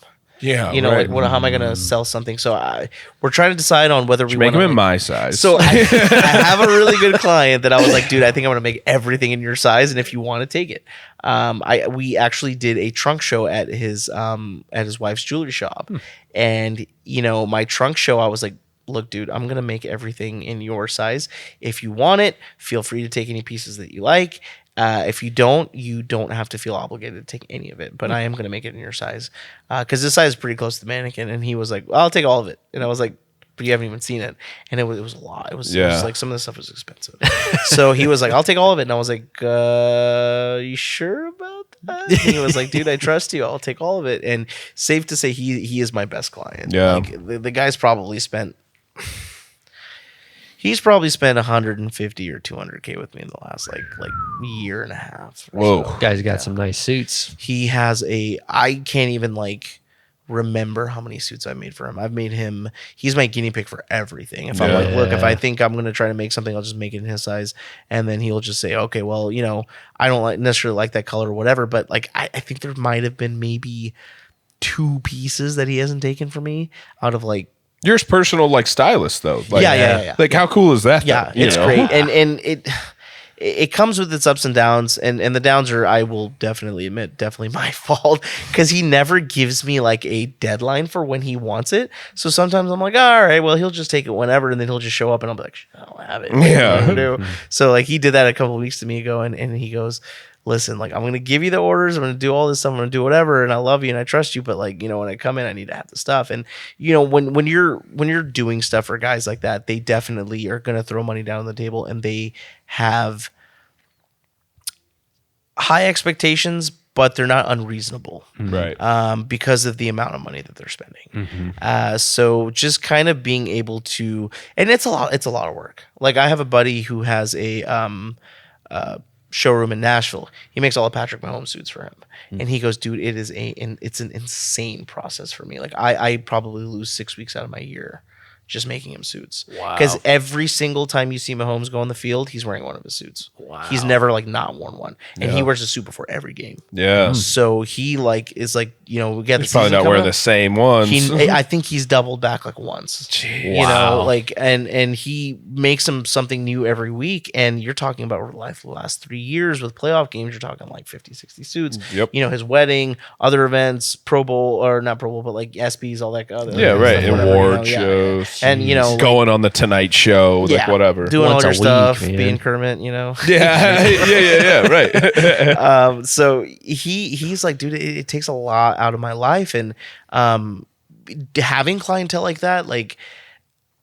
if I didn't have everything else that I was having to do with the retail side of things, then I would absolutely love it. But when you're doing that in conjunction with having to run an entirely separate business, it's hard. And you know, like everybody kind of complains and they want all the business in the world, but it's like, can you really handle it if you got all of it? You know? So I've been trying to like kind of temper myself and the expectations that I have, where it's like, take what you can do, don't push it too much, but always be like hungry for more, you know, but within reason. We almost we were going to do some like suits for like the OU football team and like OSU and other guys, and we were in talks with them, and stuff kind of fell through at the last minute for whatever reason. I don't want to say it's their fault or our fault. I think just stuff didn't, you know, align at the right time, and they ended up going with other people. And initially I was like, man, like, you know, I really wanted to do that. And then I like look at it and I'm like, dude, I don't even know if I could handle that, to be honest with you, you know? Yeah. There's a really funny example of kind of what you're talking about.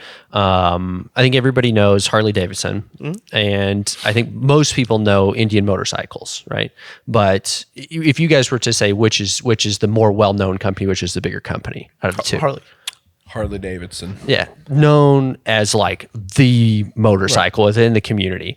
A big reason that is because I think it was, I can't remember if it was World War I or World War II, but there was a big government contract that I think they might have been fighting over, but Indian Motorcycles got this big government contract to make a bunch of motorcycles for the U.S. government for the war.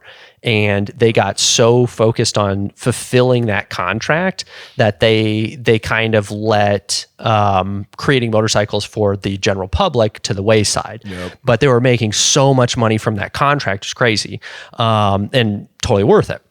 Harley Davidson was able to kind of step in and start making more and more motorcycles for the general public, and which is why when that contract was up, the Indian Motorcycles tried to come back in, and Harley Davidson owned that market. Yeah. It's definitely like a balancing game. Like you kind of have to, I have an idea, I guess, of where you want to be in the market. And even for us, like, you know, I was telling Kevin the same thing earlier. I was like, if you'd asked me 5 months ago if I wanted to do another location, I'd have been like, dude, you can go fuck yourself. Yeah, right. So I don't know if I can say that. Oh yeah. So, you know, I was like, I wouldn't want to do it because I know it would have been a nightmare. Yeah. But this is definitely kind of like that what's next moment, I think, for us, and just kind of having a different kind of avenue where if in the future we did want to pivot from having a full on retail location and just stocking a bunch of stuff like that to just going, you know, very much more on the custom side of things. And you know, if I can do both, I'll do them. And I think with me having my wife on board, it's just a game changer for me because, you know, it's like having two of me, which is awesome. Yeah. What's the, so she'll be in charge of that location primarily, right? Yeah. Are you sending anybody else down there? Are you watching out? Or are you just hiring employees? We're not going to actually have anybody else because I feel like to start, she definitely will be able to handle the traffic that we're getting. If she can't, which is going to be an amazing problem to have. Right. Absolutely. I'll be down there probably on like Tuesdays, Thursdays by appointment only. So if there's specific people that want to deal with me, I'm more willing to carve out time in my schedule than she is. She is very much more structured and is like, look, this is where my time is. If you want to do it, great, you know. And if somebody's like, yo, dude, I want to meet you at like 8:00 and grab some drinks or whatever, I'm like, all right, cool, done. Call my wife and she'll get mad at me, and then I'll be ordering 50 sliders that night. Yeah, right. We appreciate, you said Bianca, right? Yeah. We appreciate you lending out Rohit tonight. So Well, I told her, I was like, well, I'm gonna do this and probably go try to catch that game, but I don't even know what they have. You guys even like what's the score of that game right now? I don't even know. I have no idea. I haven't looked. Are you guys college sports fans or Definitely. yeah. I am, at least. I've been following along. I was not for the longest time. 30, 36. Oh, okay, we're good. Still At have some time halftime. to watch it. Yeah. Oh, okay, cool. We can catch the thing now. Yeah. No, there's a I that was actually another thing. I don't know how big like sport guys you are, but I could not do college sports for the longest time, dude. I actually started watching college sports after we started fitting college athletes because I had to. But before the NIL, I was like, man, I just can't watch this.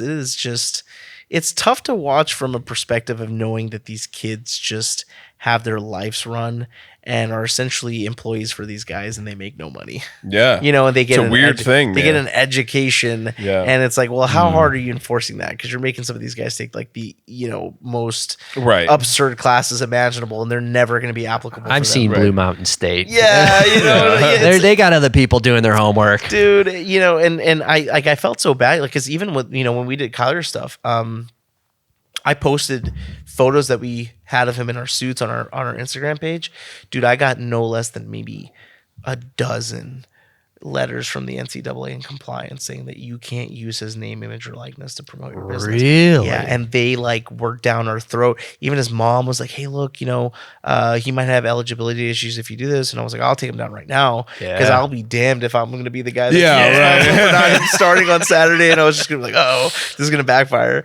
But we went through that whole thing, and then as soon as he graduated, it was like, "All right, cool, you can do whatever you want." Yeah, right. But when the NIL came in, I was like, okay, I mean, like I can be here for it. And it's definitely it's not perfect. Sure. There's all these like transfer issues, transfer portal, and people just kind of being those larger than life personalities already in college when people kind of want that pure collegiate experience.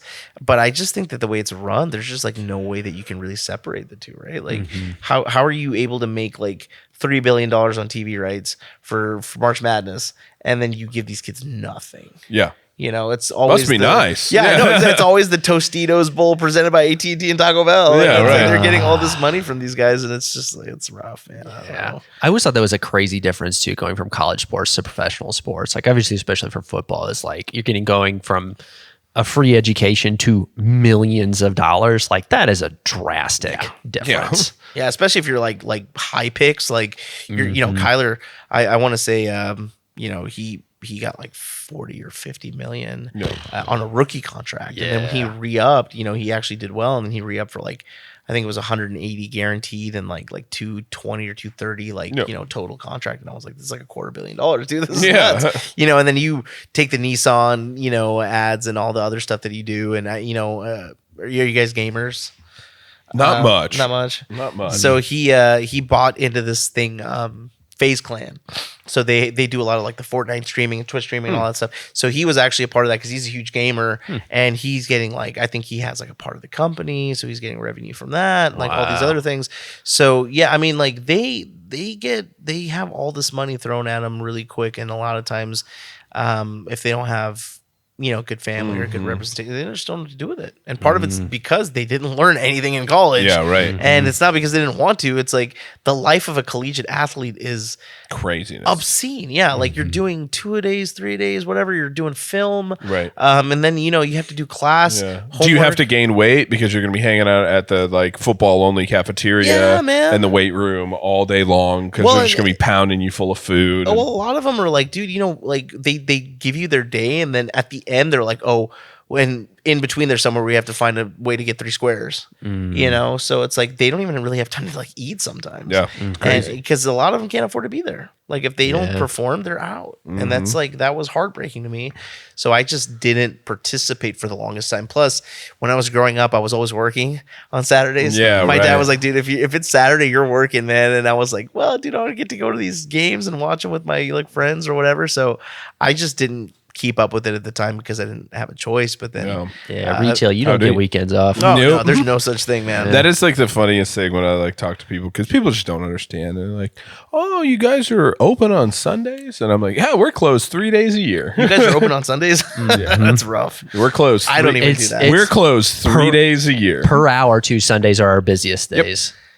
See, and it depends on the industry. My brother opens now at his shop because he's got one in the city too, and he opens up on Sundays during like season time, which is like prom and all that stuff. Sure. And he's telling me the numbers that he's doing on Sunday. His store is double the size of mine, and he's got double the staff. So it's built for volume. It's built like a big box store. Yeah. And like the numbers that he tells me he does sometimes, I'm just like, what the like there's no way. Yeah. Like he did more on a Sunday than I did on a Saturday, and it's my busiest day of the week. Right. And I'm just like, this is nuts. So and he goes, you should definitely open up on Sundays. And I was like, dude, could I make more money? Sure. I could probably make another $100,000 a year minimum if people knew we were open on Sundays. But it's the one day that I get with my wife. Yeah. And I don't have kids yet. Hey. And that actually might be a reason to open, because especially if I have kids, I would never do it. But I tend to not try to ask my employees to do anything that I wouldn't do myself. Yeah. So I feel like it's like rough where I'm just like, hey, do you have to work Sunday? We have the the blessing of the rotating staff where it's like none of us, we don't have to like, we're at a point now where, obviously like Kevin doesn't have to be at every store every day. You know what I mean? Where like, I feel like for you, there's definitely an aspect of like, you can replicate yourself in some aspects, but not in all aspects. And well, we've tried to like streamline the process to where like this is why I kind of get conflicting advice on the topic whenever I ask people like, should you put a face behind your brand? And it's like, yes, to a certain extent, because people want that in some respects, but in other respects, I'm like, look, I don't want to do that because, obviously with me not being in the store, business is never going to be as high as it should be. But is that going to be a 20% difference, a 50% difference, a 10% difference? So if I can really kind of set up systems in place to where it kind of avoids that, then yeah, obviously I would try to do that. And I don't mind getting out there and promoting my business, but I'm more of a like, I would rather build it and be behind the scenes than be on camera. Even doing something like this is not something that I would say I'm like uncomfortable doing. But is it my first thing? No. I had a guy that just texted me and he was like, hey, we're going to do a commercial in your store. And I was like, sure, who's going to be in it? Like, I don't want to be in it. Right. So it was just like I just preferred that way. And if people want to like deal with me, then great. But I like to have my staff trained up enough to where it's like, you're going to have a good, experience no matter what. Now, granted, I know like, everybody's personalities are different, and in service, it's like, who do you click with? Most of our like really good clients, it's all relationship based, right? Like you shop with somebody once, you're a customer. You shop with them multiple times, you're a client. And it's like, do you want customers? You want clients? Yeah, right. So we definitely try to be accessible to our guys. Like I'm accessible to most of my guys all the time. If you text me at 1 a.m, like I'm fine. Sure. You text my wife at 1 a.m. Yeah. to you. Yeah. She's passed out. So, like I'll have people call the store and like some of my guys will be like, hey man, this dude's asking for you. And I was like, really? I don't know who that is. Cause if I did, they'd have my number. Yeah. So, I mean, sometimes it's definitely a bummer. Because some people don't have that like personal space, like that boundary. But most of them are pretty good about it. Yeah. Like I'm definitely not, I'm not even texting my clients that way, right? Yeah, where I'll just be like, hey man, dude, sorry to bother you, but I wanted to do this before I forgot, or it's like it's a deadline or whatever it is, and some of them will respond.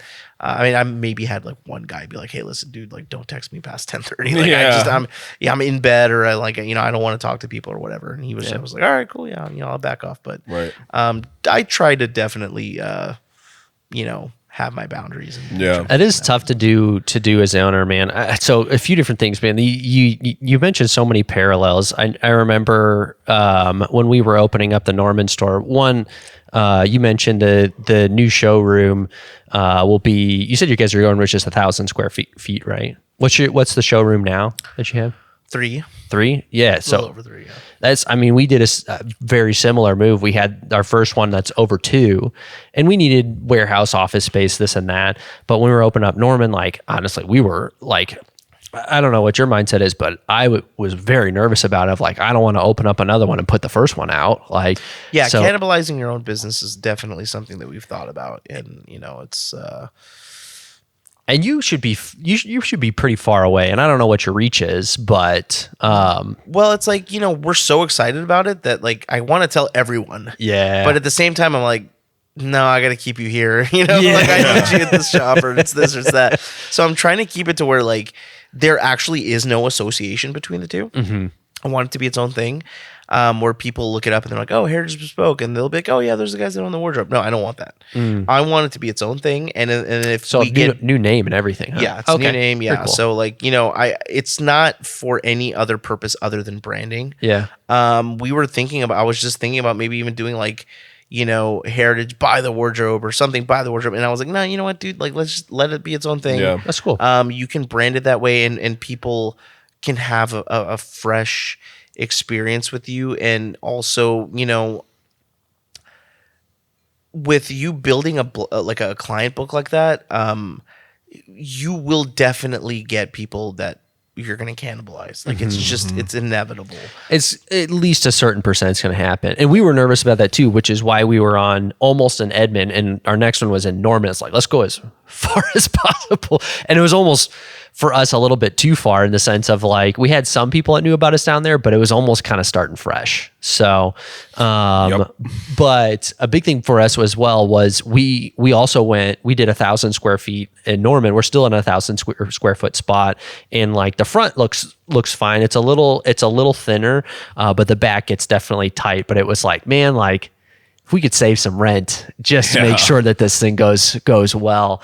But I remember having to, as we were opening up that location, we were finally getting to the point where it's like, I cannot be at both stores twice. It's physically impossible. Sure. So I had my hours replaced by somebody else, and I had my first week as we were opening up the Norman store so I could start to kind of focus on that, where I wasn't in store every single day and I didn't work any shifts, and it scared the shit out of me because I was like, if I'm not there, are people even going to want to shop with us? I expected our numbers to just plummet our first week, which is a totally irrational fear. Yeah, people don't even like you. Yeah. Turns out they like everybody else better. But yeah, no, we definitely we put a lot of systems. See a store grow? Get Kevin out of there. Yeah, exactly. But we definitely had to implement a lot of systems, and we're still to this day implementing more systems as we continue to kind of scale and find some areas of we realize this there's no checks and balances to this particular aspect, and when I was there we didn't really need that, but now it's a little bit more needed to keep things kind of moving. But man, you talked about, I think the one of the nicest things about stepping back is I shouldn't even say but we can put rules in place and employees can just say, hey, this is just the policy. This is just the rules. Where when customers would come in and ask me about it, I couldn't really say that. It was like, I was always making a judgment call. And I was wondering if you have had to handle that much or had to deal with that much of when they know they're talking to the owner of like, you're not subject to any policies at all. You can make a call. Yeah, you kind of live and die by that sometimes. I've definitely had situations where I make that judgment call, and I feel like it's the best judgment call, but then I end up pissing off my staff because they're just like, well, what the hell am I here for? I literally told him he couldn't do it, and then you stepped in and you told him you could. Right. And I'm like, look, the ego doesn't have anything to do with it. It's just the way, like, if I'm going to do something I can do to make a customer happy, I'm going to do it. Yeah. If it's within my power, I will do it. If it's an unreasonable ask, a lot of times I'll just be like, look, I can't do it, or, this is the policy or whatever it is. Most of the time, and this is going to go out to that lady that came in if you come in and you talk to us like human beings and we are kind of like, okay, if I'm going to go out of my way to do something for this person, is it going to make a difference? Like if I give her money back, right? Is she going to be happy, or am I going to give her money back for nothing? Because sometimes you're just going to give them their money back. No matter what you tell that person, they're still going to be like, oh, the wardrobe, fuck them. Don't go in there. Yeah. And I give you back your money back for nothing. And then, it sets a bad precedent.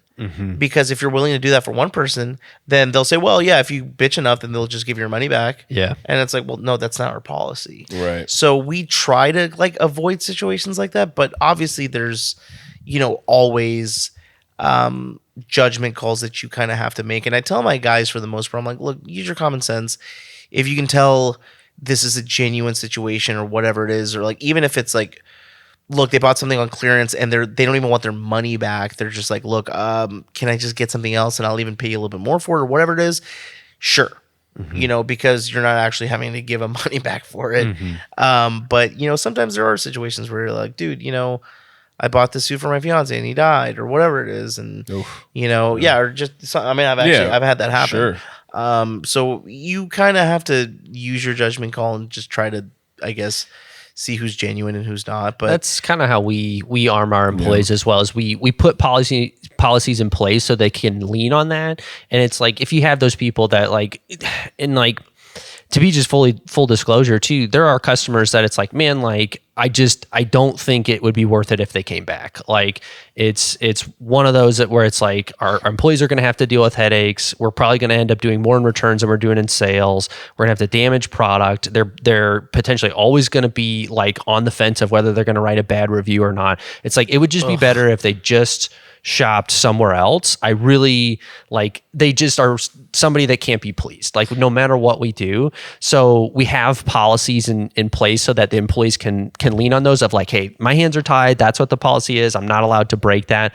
But they're encouraged, and we probably should encourage even more. Hey, tell them that, you can even tell them that this is the policy and that you're going to break that for them, that it could hopefully come across as like, hey, like I'm going to hook you up, even though like I could kind of get in trouble for this. Sure. Right. I mean, as an employee, I guess you could say that. I'm not really going to say that as an owner, because you're like, who the hell is going to get right. I get in trouble. I can't do that, but for them, it's like, if you're going to do this for somebody and they're actually going to reciprocate and say, okay, I'll be a patron and send people your way or do whatever, then yeah, I mean, the ends justify the means, right? But if you're sitting there, I've had people that clients that I've literally lost sleep over, the maybe the hardest thing that I've had to learn in business is you cannot make everybody happy. It's impossible. And I've lost sleep over it. I'm like, man, Bob Ross can't put me to sleep. I'm just sitting there. I'm like, man, I just don't know what's going on here. Why are people having experiences like this? It sucks. I don't want to write a bad review or whatever. And I'm just like, you know what? You just kind of got to let it go. Even with that lady, I was like, even though I knew she was in the wrong, I'm like, here we go. She's going to get on and she's going to leave me a shitty review. And it was funny because I told my brother-in-law, and he left me a 5-star review on my business. And his name, it's Karan, but it's spelled Karan, and I read it as Karen. And I get on my my Gmail, and it was like, Karen left you a review, and I was like, oh, here it is. And I was like, wait, is her name Karen? And I was like, oh, no, this is his name. Yeah. But it was funny because my blood pressure spiked. Yeah. And I was like, unbelievable, here it comes. But weirdly enough, she hasn't left us a crappy review yet. But I think it's because she also knows she was 100% in the wrong. Yeah. And situations like this always have two sides to the story. I have apathy for her or empathy because they have a wedding coming up. I wish I could have helped him. I really do. But when you get to the point of being unreasonable, it's just difficult. No matter what I do, you're to the point where you're so mad with us you're that inconsolable at that point. You're just no matter what I do, you're not going to be happy. So it would be better for her to go somewhere else. Right. Yeah. And I mean, not even just her, it's just everybody involved, because I'm going to keep spending money and lose money on you when I already know if I did all of this, right, and then I got you the absolute perfect suit and you're a week out, she's going to get that suit to her and be like, oh my God, this is perfect. And then when people ask her, hey, where'd you get the suit? Oh, don't go there. Because it's still not going to matter at the end. Even of the day. if She you just did everything to reconcile it, more than she remembers the product. Yeah, That's and it's true.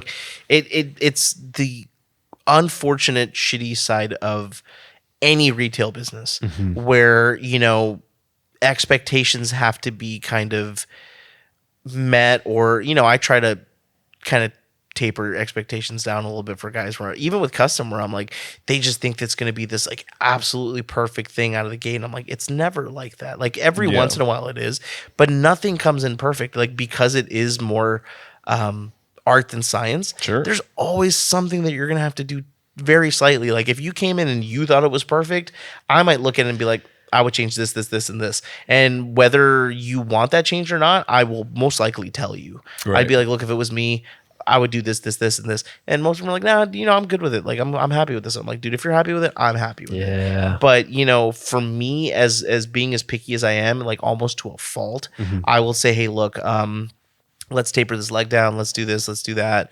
Let's make this look a little bit better, because I know when you go out and people see it, they're gonna be like, "Oh shit, where did you get that suit from?" Because that's awesome.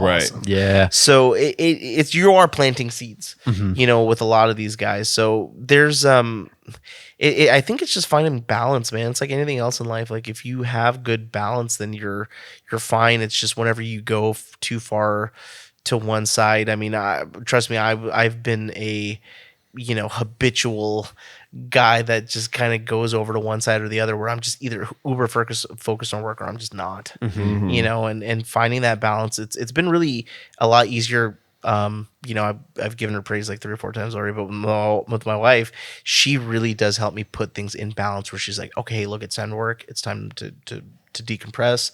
And she's got pretty good boundaries on that, because I think she's looked at it from an outside perspective. You owning a business, you're never going to look at it like that. You're just like, the business is my life. Yeah. And when you have somebody that's on the other side of it looking in, you're like, you're killing yourself, you're just too stressed, you're not even having fun anymore. Like, take a step back, focus on what's important to you, and then you can kind of reassess it from that perspective. They can be a little bit more objective with that. Exactly. Yeah. I remember running into that, going through that period of time in my life where it was when I got to quit my other job and focus on Triad completely. And it was like, all right, now I can do all of my time. And then I got to the point where I was getting irrational too, of like, well, if I didn't sleep, I could work even more and we could grow. It's like, okay, well, that doesn't exactly make sense. So I had to finally set, I think probably I've slowly morphed into more of how your wife operates, of like setting boundaries of like, I don't allow myself to work before 9 a.m. or after 9 p.m. kind of deal. And if I knock stuff out, there's incentive of like, if I get all my back end work done ahead of time, then I can chill or go do whatever, or, work out earlier, whatever I'm going to do. But yeah, I remember that being like a really stressful time of like, how do I decide when I work and don't work? Like, but you have kids though, right?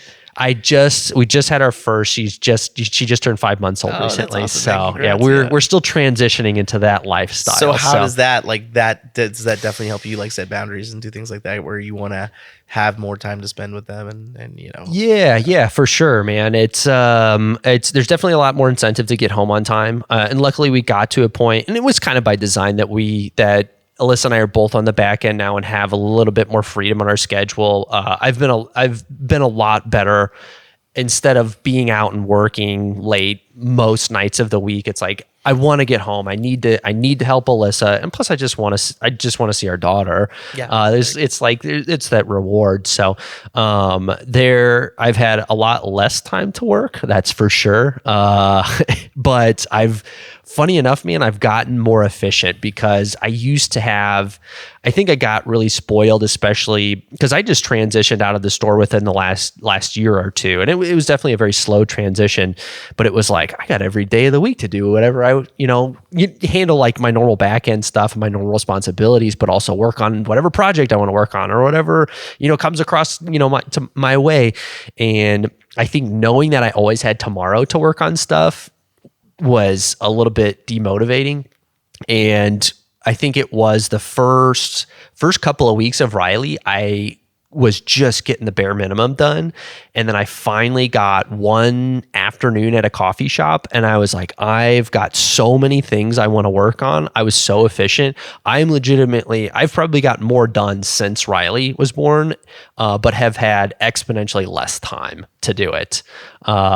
It definitely involves a lot of delegating. Well, kids will, I guess, do that to you. They'll make you find a way to be more efficient. You find a way, man. That's for sure. But I was legitimately really nervous about having a lot less time to dedicate to, even though like a lot of my time is more back end now. I was nervous about the amount of time I was going to be able to dedicate, and it is definitely less. But it's been a nice surprise of like, I've been more motivated to get it done quicker. So, man, what time are we at? We're over 2 hours. Oh man. Yeah. What time is it? It goes quick. It's 10 o'clock. Oh shit. It goes fast, quick, man. dude. It goes so fast. We'll maybe let you try and catch some of this game. Yeah, so, For sure, man. Yeah. Yeah, you want to close us up? I don't know. You're usually the one that closes us up. I don't know what I'm doing. Now I'll do it. Go for it. Dude, this has been super fun though, man. Just getting to talk to you and getting to meet you officially for the first time. Super cool as well. Been to the shop, super awesome.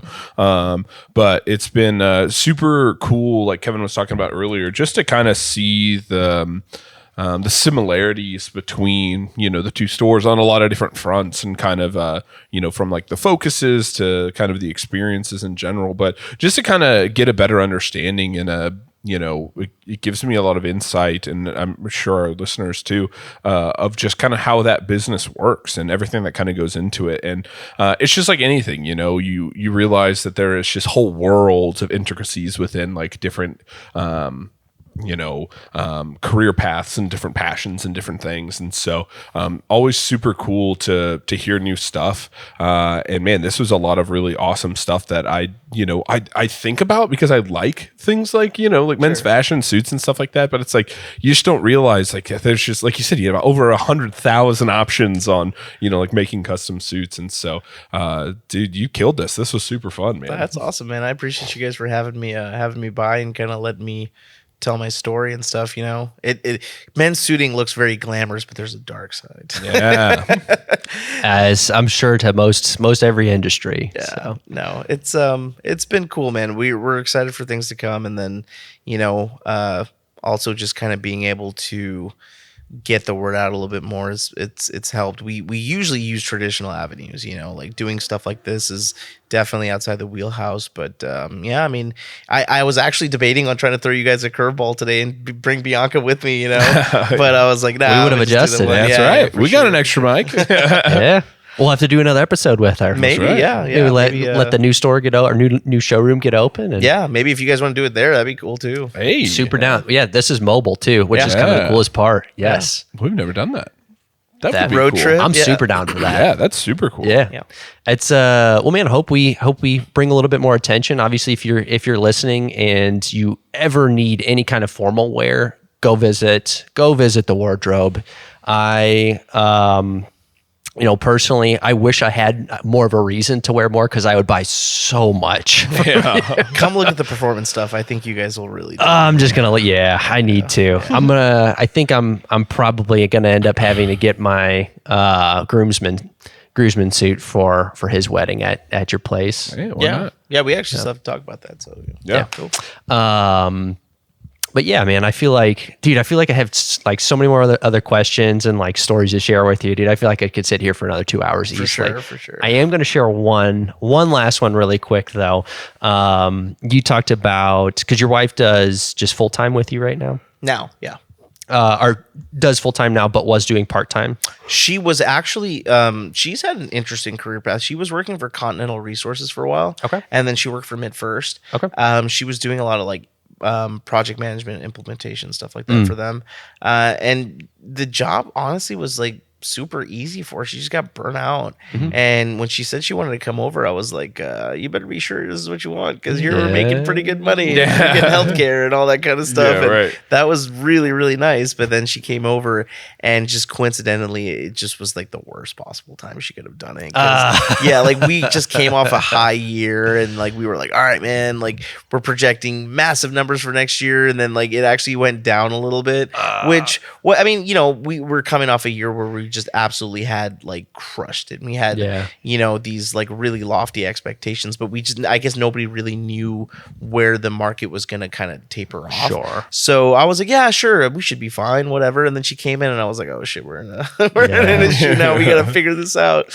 Dude, the stories you tell are just, again, eerily similar, because we did the same thing with my wife. We brought her over in 2019 at projecting. We just came on, like we had a great start to the year. We're projecting like continued growth through the rest of the year, and we had so much momentum for us. We brought her and another person on full time, and just like slowed back down to what we were doing the previous year. And we're like, shit. Yeah. What do we have to do to retool here? And like, Right. And it's so the story I was going to share though was my wife was just helping out on weekends and evenings, and she was starting to do inventory, and we compensated her with a new laptop and a lifetime membership, or a membership to the Lifetime gym. oh yeah. And then she came over full time, and I remember our first week of work going together because like we even pack the dogs in the car and then go to work, and dogs hang out in the back, and she'd work in the back and I'd take customers and whatnot, and we get home at night together, and I would be like still like thinking like, I wonder if we maybe if we worked with this person and we did this, marketed this way, like we could maybe like really like have like cross promotions with it, like just ideas continuing to flow. I don't know what the ideas were, but was still just talking about business. And she looked at me and she said, I just worked at the store all day. Do you mind if we just don't talk about business anymore now that we're at home? And I was like, that's a fair enough request. I'm like, that's going to be tough for me, but that's fair. I can do that. And so I avoided it. And we made it through the first week. And in the second week, I'm still avoiding talking about business when we get home. And she I think it was kind of quiet at one point, and she finally just kind of broke into, I think I could probably lower the inventory on this, and then we could allocate it over to inventory here and bring in that new brand we were looking at but weren't sure on. I'm like, are we allowed to talk about business now that we're home? And she's like, I don't know, I'm just getting interested in it. I love that you love to see that, right? Yeah. Yes, because they're as passionate as you are. And like my wife did that for the first time, I think about a week ago, and I was like, I have never been more attracted to you. Like, this is amazing. Because I'm like, I'm telling you, like before I started up the wardrobe, I was like, I couldn't sleep. I was so nervous. I was like, there's just no way this is going to work. And I was finding every excuse in the book for why it couldn't work. And like, I have zero trepidation about doing this new place, which I don't know if that's just some alcohol, but like just with her being there, like I have 100% faith that she's going to absolutely crush it. And, if not, like we're just strong as a team. Right. Mm-hmm. So I like, it could be a bad thing that I'm not nervous about it, but I am like not nervous at all. So I think it's going to just be awesome. Because we like really did the homework. Yeah. And kind of everybody that I ran it by too was just like, that just seems like a very good and logical next step or progression for what you guys are wanting, especially with like to fit your lifestyle. Because, we love to travel and like, we don't want to be here all the time. Right. So being able to have some freedom like that eventually is really appealing to us. Mm-hmm. So I think we're going to really try to do everything that we can to make it work because again, with retail, you already know, like, there's no such thing as like a Saturday or this or that. And, if we're in a space where it's like, oh, well, we're booked up for a week, we could just shut it down and leave if we wanted to. Yeah, like, right. How is anybody to know we're actually going to be booked up for a week or not? Yeah. But if we wanted to shut it down, then people work around their schedules for that, Right. But yeah, I mean, we'll see what happens. Yeah, heck yeah. Well, best of luck with the new location. And again, I run by there almost every day. So Oh, really? Yeah. Are you in like Midtown or? yeah, we're downtown. So we're over by like what's like by the Myriad Gardens. Oh, And so, perfect. Yeah, I run over there all the time. Oh, that's So, cool. Yeah, we're like right there. Like if you And know I love where, Neighborhood Jam. Yeah, so like if you know where Neighborhood Jam is, like the lab, we're like literally right in the middle of that. Yeah, strip, that's so awesome. nice. That's a cool building too. It is. It's really nice. I think it's Midtown Renaissance. I think it's like Bob Howard owns all that stuff. Nice. So yeah, they're all pretty excited about it. So we're not actually direct with them. We're technically a sublease. Which is kind of helping us be there at the price that we want to. And, we were able to kind of make a like half lease, I guess. We don't have to commit for 6 years. Yeah. We're in there for 2.5. If for some reason it doesn't work out, that also helps us out, Yeah. But I figure like after, we do whatever we're supposed to do with their salary, whatever, at the absolute worst, this would probably be a break even Yeah. for us. So, you might lose a couple years and just trying something different and it doesn't work, but I don't think it's going to be like, oh, this showroom didn't do well, I got to file for Chapter 11. Yeah, right. So, yeah, man. Yeah, we'll see what happens. well, dude, I am sure this is a busy time for you. Obviously running the first location, opening the second location, man. I'm sure it's exciting though, man. It's a lot of fun, man. And I could sit here and this, you talking, man, just keep popping up stories in my head. So we probably better end this before too long. Cool. Well, appreciate you guys. Otherwise, we're going to hit, I'm sure there's some kind of Spotify limit or something on this. Is that what you guys mainly just stream it on Spotify and like YouTube and stuff? Or? Spotify, YouTube, and Apple. So cool. Cool. Right, it's just about hopefully anywhere. So, man, really appreciate you taking the time and spending the evening with us and talking about your business and your craft, man. Obviously, you're very passionate about it. So, it's why you're the only place I'll ever get any kind of formal wear from. Cool. So, yeah, we get some ringing endorsement, man. Yeah. Well, sweet. Anything else? What episode is this? 43. 43. All right. Appreciate you guys. Thanks for watching, guys.